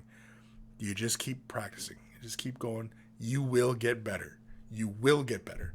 The more you paint, the more you practice, the more you study, the more you learn, you will get better. You will. I guarantee it. You keep going, you will get better. Some people kind of plateau, but that's because they find like a technique or a certain thing, and then they just kind of stick with it, and, you know, they don't go any further. They don't experiment anymore, you know. Myself, because of the job I have, I experiment a lot, and, you know, I've really, you know, played a lot with technique and materials. And so I've gained this really kind of broad kind of knowledge because of my job. But before my job, you know, I was, you know, most of the time I was just layering my highlights, occasionally dry brushing a texture here and there. I really wasn't spending a lot of time on my models. I wasn't, you know, I entered in competitions in Golden Demon, stuff like that before, but, you know, I wasn't really pushing the envelope. I didn't really, you know, I wasn't that driven to do it. You know, I just didn't really care. And I still kind of don't, but I do push myself for you guys because I want to be able to produce the best looking videos and produce the most knowledgeable information and the best videos for you guys. So that's why I do it, and that's why I'm constantly learning and I'm constantly experimenting and you know, doing things, and, you know, so yeah. The Crozius one, episode 157, get good at painting. There we go. That's it. You win. Crozius, you win. Get good at painting. I like that. It almost sounds like we're saying, like, you know, dude, you're kind of crap, but get good at painting, which doesn't help anybody, right? Just get good at it. Of course not. So always remember, even if you are new at this hobby and everything like that, keep asking questions, keep looking for knowledge, keep looking for things, keep going. Don't get discouraged by, you know, if you're not painting like you see on the boxes or you're not seeing it on the website. You got to remember these people have years and years and years of experience. Myself included. I've been painting since 1988. Some of you guys weren't even born in 88. I've been painting since then. And so that should give you some indication, you know, that it doesn't all come at once. Now, mind you, with the internet, I've seen a lot of you guys out there. I'm looking at like Johnny Wraith as one example. His abilities have grown fast. I've seen, from his first stuff he was sending to like what he recently sent. His paintings is friggin' fantastic, and, you know, that's because we live in this age now where this information is just all over the place. When I was growing up, it wasn't there. I mean, I had to rely on books and this and that, and, you know, man, I had to scrounge everywhere. White dwarfs, painting guides, all over the place. All over the place. Even outside of the Games Workshop stuff. And just, you know, I mean, Games Workshop was primarily my go-to for stuff. But, you know, yeah. So, anyway, where are we?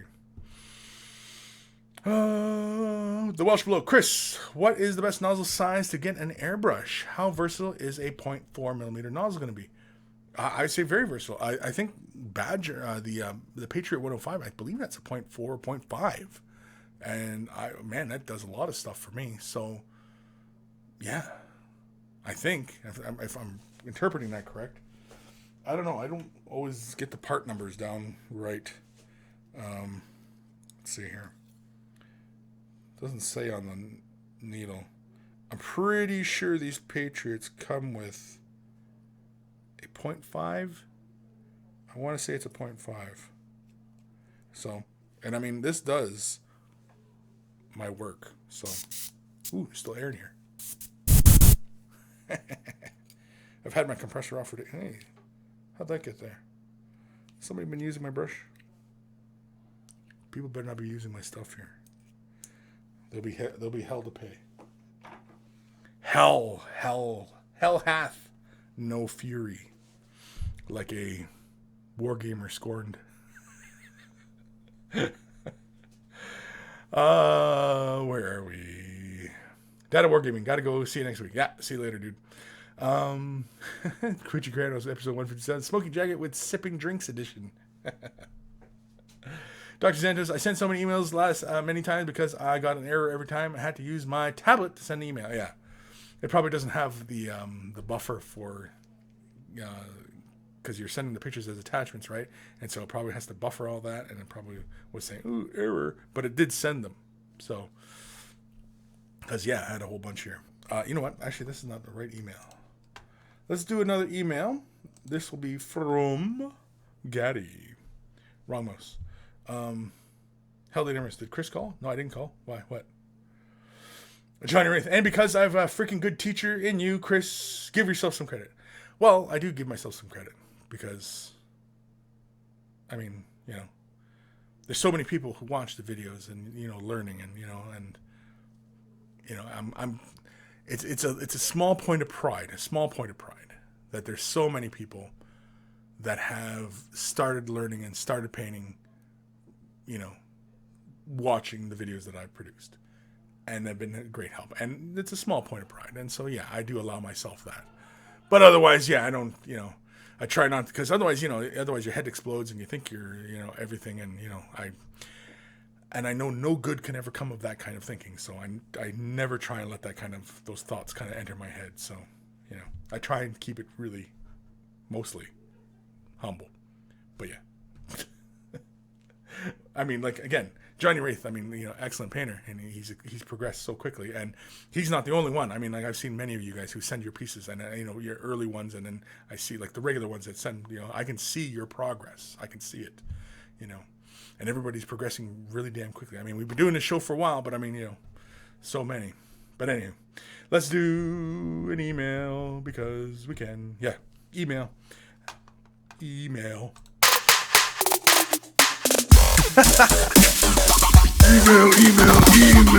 time. Email time. Those things are so great. Again, Guy Muir Elfer, he's the one who made them, a.k.a. Carl. This email is from Gary Shergill. Shergill. It's about his Tyrannid Raveners color scheme. Hi, Kris and the monkeys. Sugars here from the chat here. Sugars from the chat here. You may remember my question before on the Dire Avengers and the Tiger Harlequins. Yes, I do remember. Whilst waiting for some paints to arrive to finish them, I started on my NIDs. Attached are a couple images for the Tyrannid Ravagers I've started painting. I've tried to copy your Griffhound wet blend technique on the belly. Not sure how good it is, though, as it is my first attempt. Took a while to get the blend effect, and that's okay if it's your first try. I mean, like, you know, at least you tried. You do get points for effort. I'm not sure what color to go for on the bones on the model. I've tried Ushabti bone with Ricard flesh, but they look quite bad. Also tried Screaming Skull, current color on some of the bottom half. Any tips on this, please? I've gone for the tigery black and orange here. We'll do some rest on my NIDs, potentially with the stripes as well. I couldn't find any videos in the vault on this type of Tyrannid Carapace effect. I didn't think I did too bad on it, though. Plan on the blades and claws is lightning blue, Baharoth blue edge, Then a fresh blood effect at the at TH, I don't know. But wanted to do the spikes on the lower half, a moot green kind of color. Thanks, and hope to send completed pictures of all 3 unit types soon. As a side note, the Wraith Knight looks stunning. Best regards, Shergers. And so here is the effect he's going for on his Nids, his Raveners. Okay, so he's kind of doing this kind of like tiger effect. And so he's going for the blue on the claws. The blue looks pretty darn cool. Again, you know, making sure you're thinning down your colors when you are working there, just to be sure you get a nice even coverage. Although I do like the effect on the head of the carapace. So if the carapace is going to have that kind of effect, I think that's really, really cool. Oh yeah, here we go. Okay, so he's having a bit of trouble with the belly. Oh, okay, and I can see the blending on the tail. That looks pretty good to me. If it was your first try, that's not bad at all. That's not bad at all. You could have pushed the color just a little bit closer so it kind of like lined up with the bone stuff, so that you didn't have it kind of like the orange kind of coming back in. You know what I mean? You'd have kept with that color theme kind of just running along, you know, almost equidistant to the bones themselves. But otherwise, no, it's not a bad blend attempt at all. I think it's pretty darn good. I think, you know, you just got to watch out for how thin and thick you're working with your colors when you're blending them. But otherwise, no, I kind of like the transitions I'm seeing here. I mean, it's not bad at all. As far as the belly is concerned, you wanted to go for a bone color. Have you tried, say, Ushabti bone with, say, a shade wash of, say, Seraphim sepia? That might keep it nice and warm. The sepia will also kind of help blend in with the oranges as well, providing a nice deep color. I'm trying to think here. Baneblade brown is another one that I like using as a base for a bone. So I like, you know, so if I was to do this in a bone, I would probably base it in Baneblade brown, give it a shade wash of either Agrax or Shade, very lightly, just concentrate it mostly within the dimples and everything like that, or sepia, one of the two, and then give it a edge highlighting of Ushabti bone, and then probably come in with a little bit of Screaming Skull or just a little bit of white, probably just Screaming Skull, and then just give it just a couple little touches here and there, just like on the high points. Really wouldn't push it too far, and that's about it. Again, like I said though, a base of Baneblade brown is not a horrible idea. Just builds up, you know, a solid base. But I mean, you're already working from a bright primer, so you know, laying the bone color on top is not going to be a hard issue. If you start off with a base of Ushabti bone and then hit it with, say, a bit of Seraphim sepia, you might like that effect too. That's another idea, but yeah, hopefully you figure something out. Again, nice and clean. The paint job looks nice and smooth here. I like the effect on the carapace. It's, you know, I like that rough edge. I think pulling it a little bit darker towards the edge, or just getting a little bit more solid, I think would really kind of complete the effect, I think, because that way it just doesn't feel like, you know, you just hit the edge with just brush strokes, right? And you just kind of just hit it one time. I realize that it's probably really fast to do it that way, but I mean, when you hit it, you know what I mean? And then with just a very tip, and then just kind of just run just halfway through, just to kind of blacken up the edge and just get a nice sharp contrast and just a sharp edge on that, on the carapace. Or just leave it as is. Either way, it works. I mean, it looks good. Again, man, for a first attempt on blending, that's not bad at all. That is not bad at all. I mean, I honestly can't say there's anything wrong with it, because again, it's your first attempt. It was your first try, and I think it was a good attempt. I mean, like as I mentioned earlier, I think I would have pushed the bone color a little closer up here, so it kind of ran more like a band rather than kind of ending there. But other than that, that's it, man. I mean, keep going. Oh wait, no, wrong one. There we go. Keep going, man, and send more pics, because you know I like getting the pics, and yeah, awesome stuff. I liked it, and keep going. Comments. Ishab11, Sammy, Shug, hi Kris, and the rest of the monkey crew. At least I made it for the last 15 minutes. Catch the rest of the in repost. Watch all on a happy Mother's Day weekend. Call your mom. I know, I gotta call my mom. And I mean, I was asking the wife, like, what she wanted for Mother's Day, and she's like, I don't know. Okay, then you're getting nothing then. I seen this one thing I should have got, but I didn't, and it was funny because but I didn't want to give it to her because it might hurt her feelings. But anyway, it was a mug I seen, and it said "World's Okayest Mom." I thought that was awesome. But yeah, I mean, you never know. I might end up getting divorced because of a freaking cup, but yeah, it was World's Okayest Mom. I thought that was freaking hilarious. Coffee. What time we at here? Holy crap, we've got 10 minutes left of the show. We got 10 minutes left. T-minus 9 minutes and probably 40 some seconds. Where are we? Tell-date her. Anyway. Good God. God, man. Good God or good God? God. Anyway, first time watching for a long while and did not expect the email thing. I know, pretty fantastic. We can thank Guymere Alfer, a.k.a. Carl, for that. He's kind enough to spend some time and, make that. He is a sound engineer, DJ, I believe. I'm probably wrong. I checked out his Facebook page, and I think I liked it. I'm pretty sure I did. Anyway, yeah. So if you need some sound work done, look him up.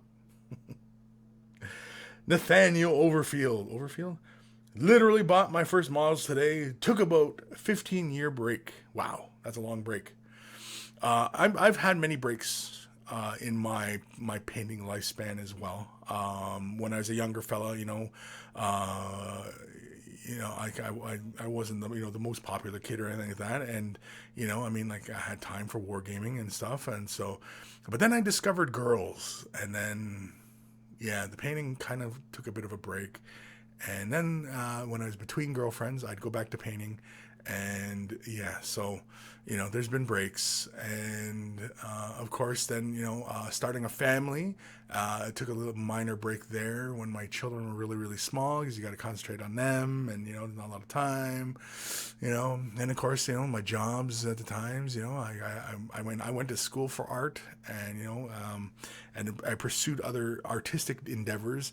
And it wasn't until really I started working for Mini Wargaming that I actually started really kind of pursuing this and really taking miniature painting really kind of seriously. Like, I take it seriously. You don't have to take it seriously. I mean, it's your hobby. It's my job, but it's your hobby, and your hobby should be pleasurable and relaxing and totally enjoyable. If you're not enjoying yourself when you're doing this, maybe you should look elsewhere. Maybe something else you should examine, But otherwise, myself personally, this was my hobby, but is now my job. And, I take it very seriously now.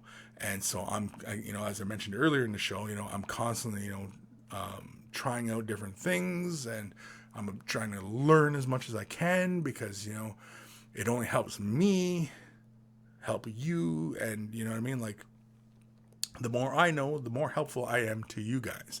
And, that's really what it's all about. I know there's a lot of cats out there who are fantastic painters, who paint unbelievably well, but that's all they've got time for. They don't game. And see, myself, I'm also a gamer. And because, again, this was my hobby. It was, painting the miniatures and then playing the game. And when I was playing the game, it got me fired up to paint more miniatures. And when I was painting more miniatures, it got me fired up to play more games. And it was this whole little cycle that got me really excited about everything. And I loved 40K. And so then I started doing more apocalypse stuff, and it got me more excited about 40K, because playing with gigantic machines and these aircrafts, and 40K, for all its flaws currently, it's still one of my favorite games. I love the imagery in 40K. It's just so awesome, I mean, I'm a big Star Trek fan and Star Wars and stuff like that. But I mean, like as far as miniature games are concerned, they're pretty much non-existent, really. I mean, they're not on the scale that 40K is, and 40K is such a rich universe, and it's so crazy, But I mean, like Star Wars, I mean, is equally as expansive, but it's a different kind of mindset. You know what I mean? Like it's another galaxy. Like there's humans, but they're not humans. Like we're humans. Like 40K, the history of Earth is like our own time is part of the 40K universe. It's the past. You know what I mean?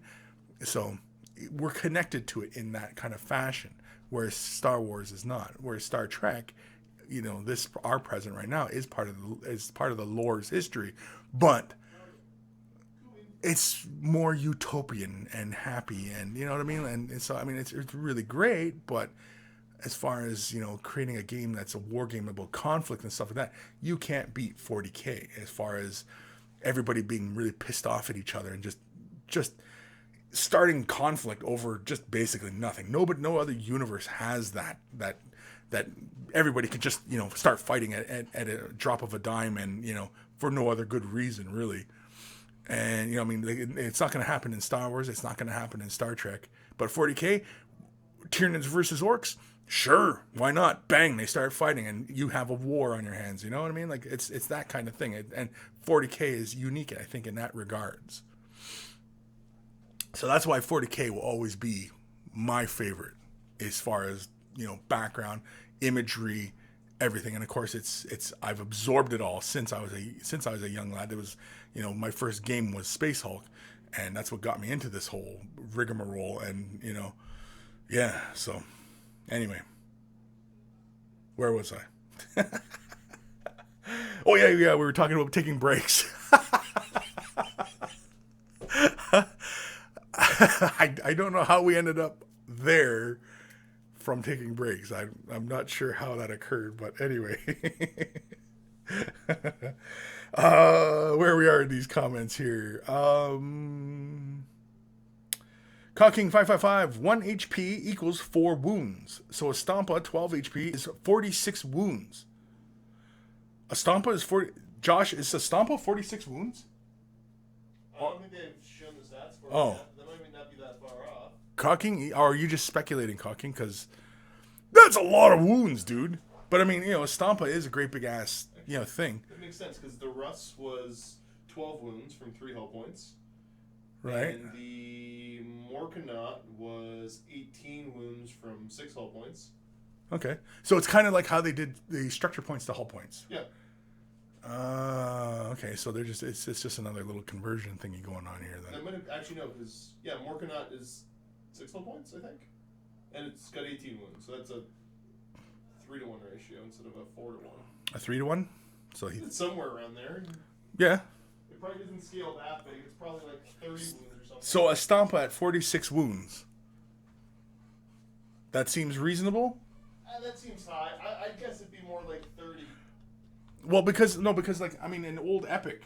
Oh, yeah, Stompas, yeah. Stompas in Epic, I mean, were pretty beefy. I mean, like Gargans and stuff like that, like things were pretty beefy. And Orcs' advantage was that they had high wounds. Well, I wonder, because I think it will be a diminishing scale as you go up. Yeah. I don't know. I'd say diminishing scale as you go up. That just makes sense. Because they can represent the toughness with extra, toughness now. Right, but I mean, 46 wounds. But I would say he's taking destroyer hits. There's no more destroyer hits. Well, whatever. It's something that's going to cause multiple wounds. Yeah. Right? I mean... Meltas. I mean, you can't say destroyer's out for sure. Games Workshop said that. Oh. Okay. Apparently destroyer's out for sure. I must have missed that memo. Anyway, but I mean, yeah. So I mean, we don't know what kind of crazy ass weapons are going to be that have, like, say, that are doing more than D6 or even doing 2D6 wounds. Yeah, because you might get into because they've also said that they're going to go beyond strength 10. Right. Also. So that means that they can go beyond toughness 10. Yeah. Yeah. Go beyond. Maybe the Stompa will have 30 wounds, but like toughness 12. Right. Ugh. But you can still hurt it. You can still hurt it with bolter fire. Sure, you can hurt anything with everything. Yeah. But I think they did the math to say to take down like a Lehman Russ or something like that, you need 500 bolter shots. So yeah. But I mean, Could you imagine a tank actually taking 500, like say, from an M60? I mean, you'd eventually, you're eventually going to tear that tank up. You know what I mean? Like you can only withstand so many hits of bullets. Well, because bolters are basically grenade launchers too, right? Right. Yeah. Well, yeah. I imagine bolters more like 12 gauge slugs with explosive rounds. Yeah. That's what I imagine a bolt being more like. Yeah, like with the AA-12 with their shooters. Like an AA-12 with explosive rounds. Yeah, that's what I imagine more like a bolt gun, and a storm bolter being rapid firing of that, and a heavy bolter being more like a grenade launcher. It's like an 8 gauge. Yeah. Yeah. A rapid fire like 8 gauge or 6 gauge. Yeah, exactly. Like that's what I imagine bolters being. Yeah, that's gross. I'm gonna work on that. Yeah.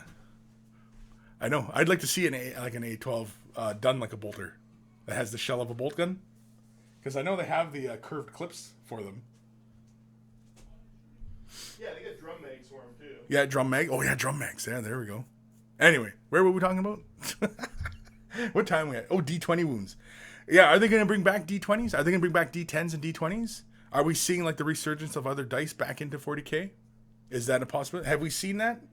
Have we seen? Haven't shown any of that yet, but it could be a possibility. Because if they have D20s, then yeah, a 40 wound model really isn't that scary anymore if something's doing D20. Because I remember like chain fists were like a D6 plus 10 plus D4 plus a D20 in close combat for penetrations.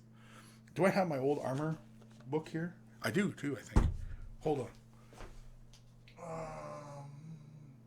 Crap. Oh, no, I'll just grab. Here, let's grab. Yeah, let's grab this book. The old Eldar Codex. Okay, this is 2nd edition Eldar Codex here. And let's look at, really fast, 2nd edition weapons. Because that's pretty much where we're at here. Okay, like for example, here we go.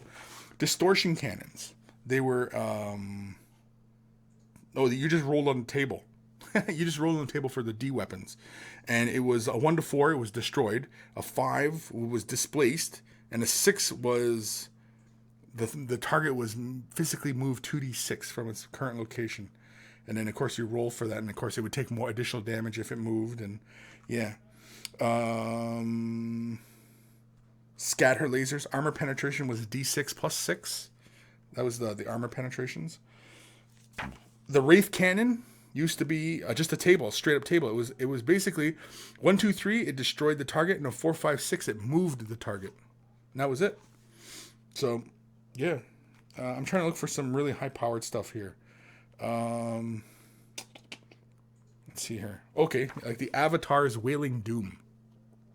Because it used to do D3 wounds, but now apparently it's going to do D6 wounds.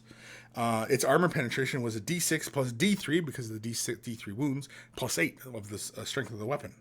So, like we're really seeing kind of the resurgence, I think, of like the 2nd edition weapon tables and stuff like that, like las cannons. Las cannons were 3d6 plus 9 because they used to do 2d6 wounds, stuff like that. So are we going to see that? Because shooting a las cannon that's doing 2d6 wounds, a Devastator squad could potentially drop a Stompa in one volley, right? If they all roll well, So 40-some wounds, yeah, it doesn't seem quite as implausible. But yeah, where were you pulling those numbers from, Cocking? Were you just making that up, or were you going from some sort of source? If you're going from some sort of source, then you have to tell me where you got it. You have to tell me. You have to give up your sources. Haldane Urbanus said, Kris, love my 2nd edition books. My very first IG bought just months before 3rd edition came out, and boy, was I pissed off. Yeah, I bet. Bought the Eldar one soon after before it disappeared from shelves. You know what? And here's the great thing about my Eldar Codex. I'll bet you my Eldar Codex is better than your Eldar Codex because I have Mark Gibbons's autograph on his art piece he did. See? I met him at Adepticon 2 years ago there. Second last Adepticon I went to. And so, yeah, he actually got a really big kick out of it, which I thought was really awesome because I guess I'm the only guy who showed up with the Eldar Codex for him to autograph.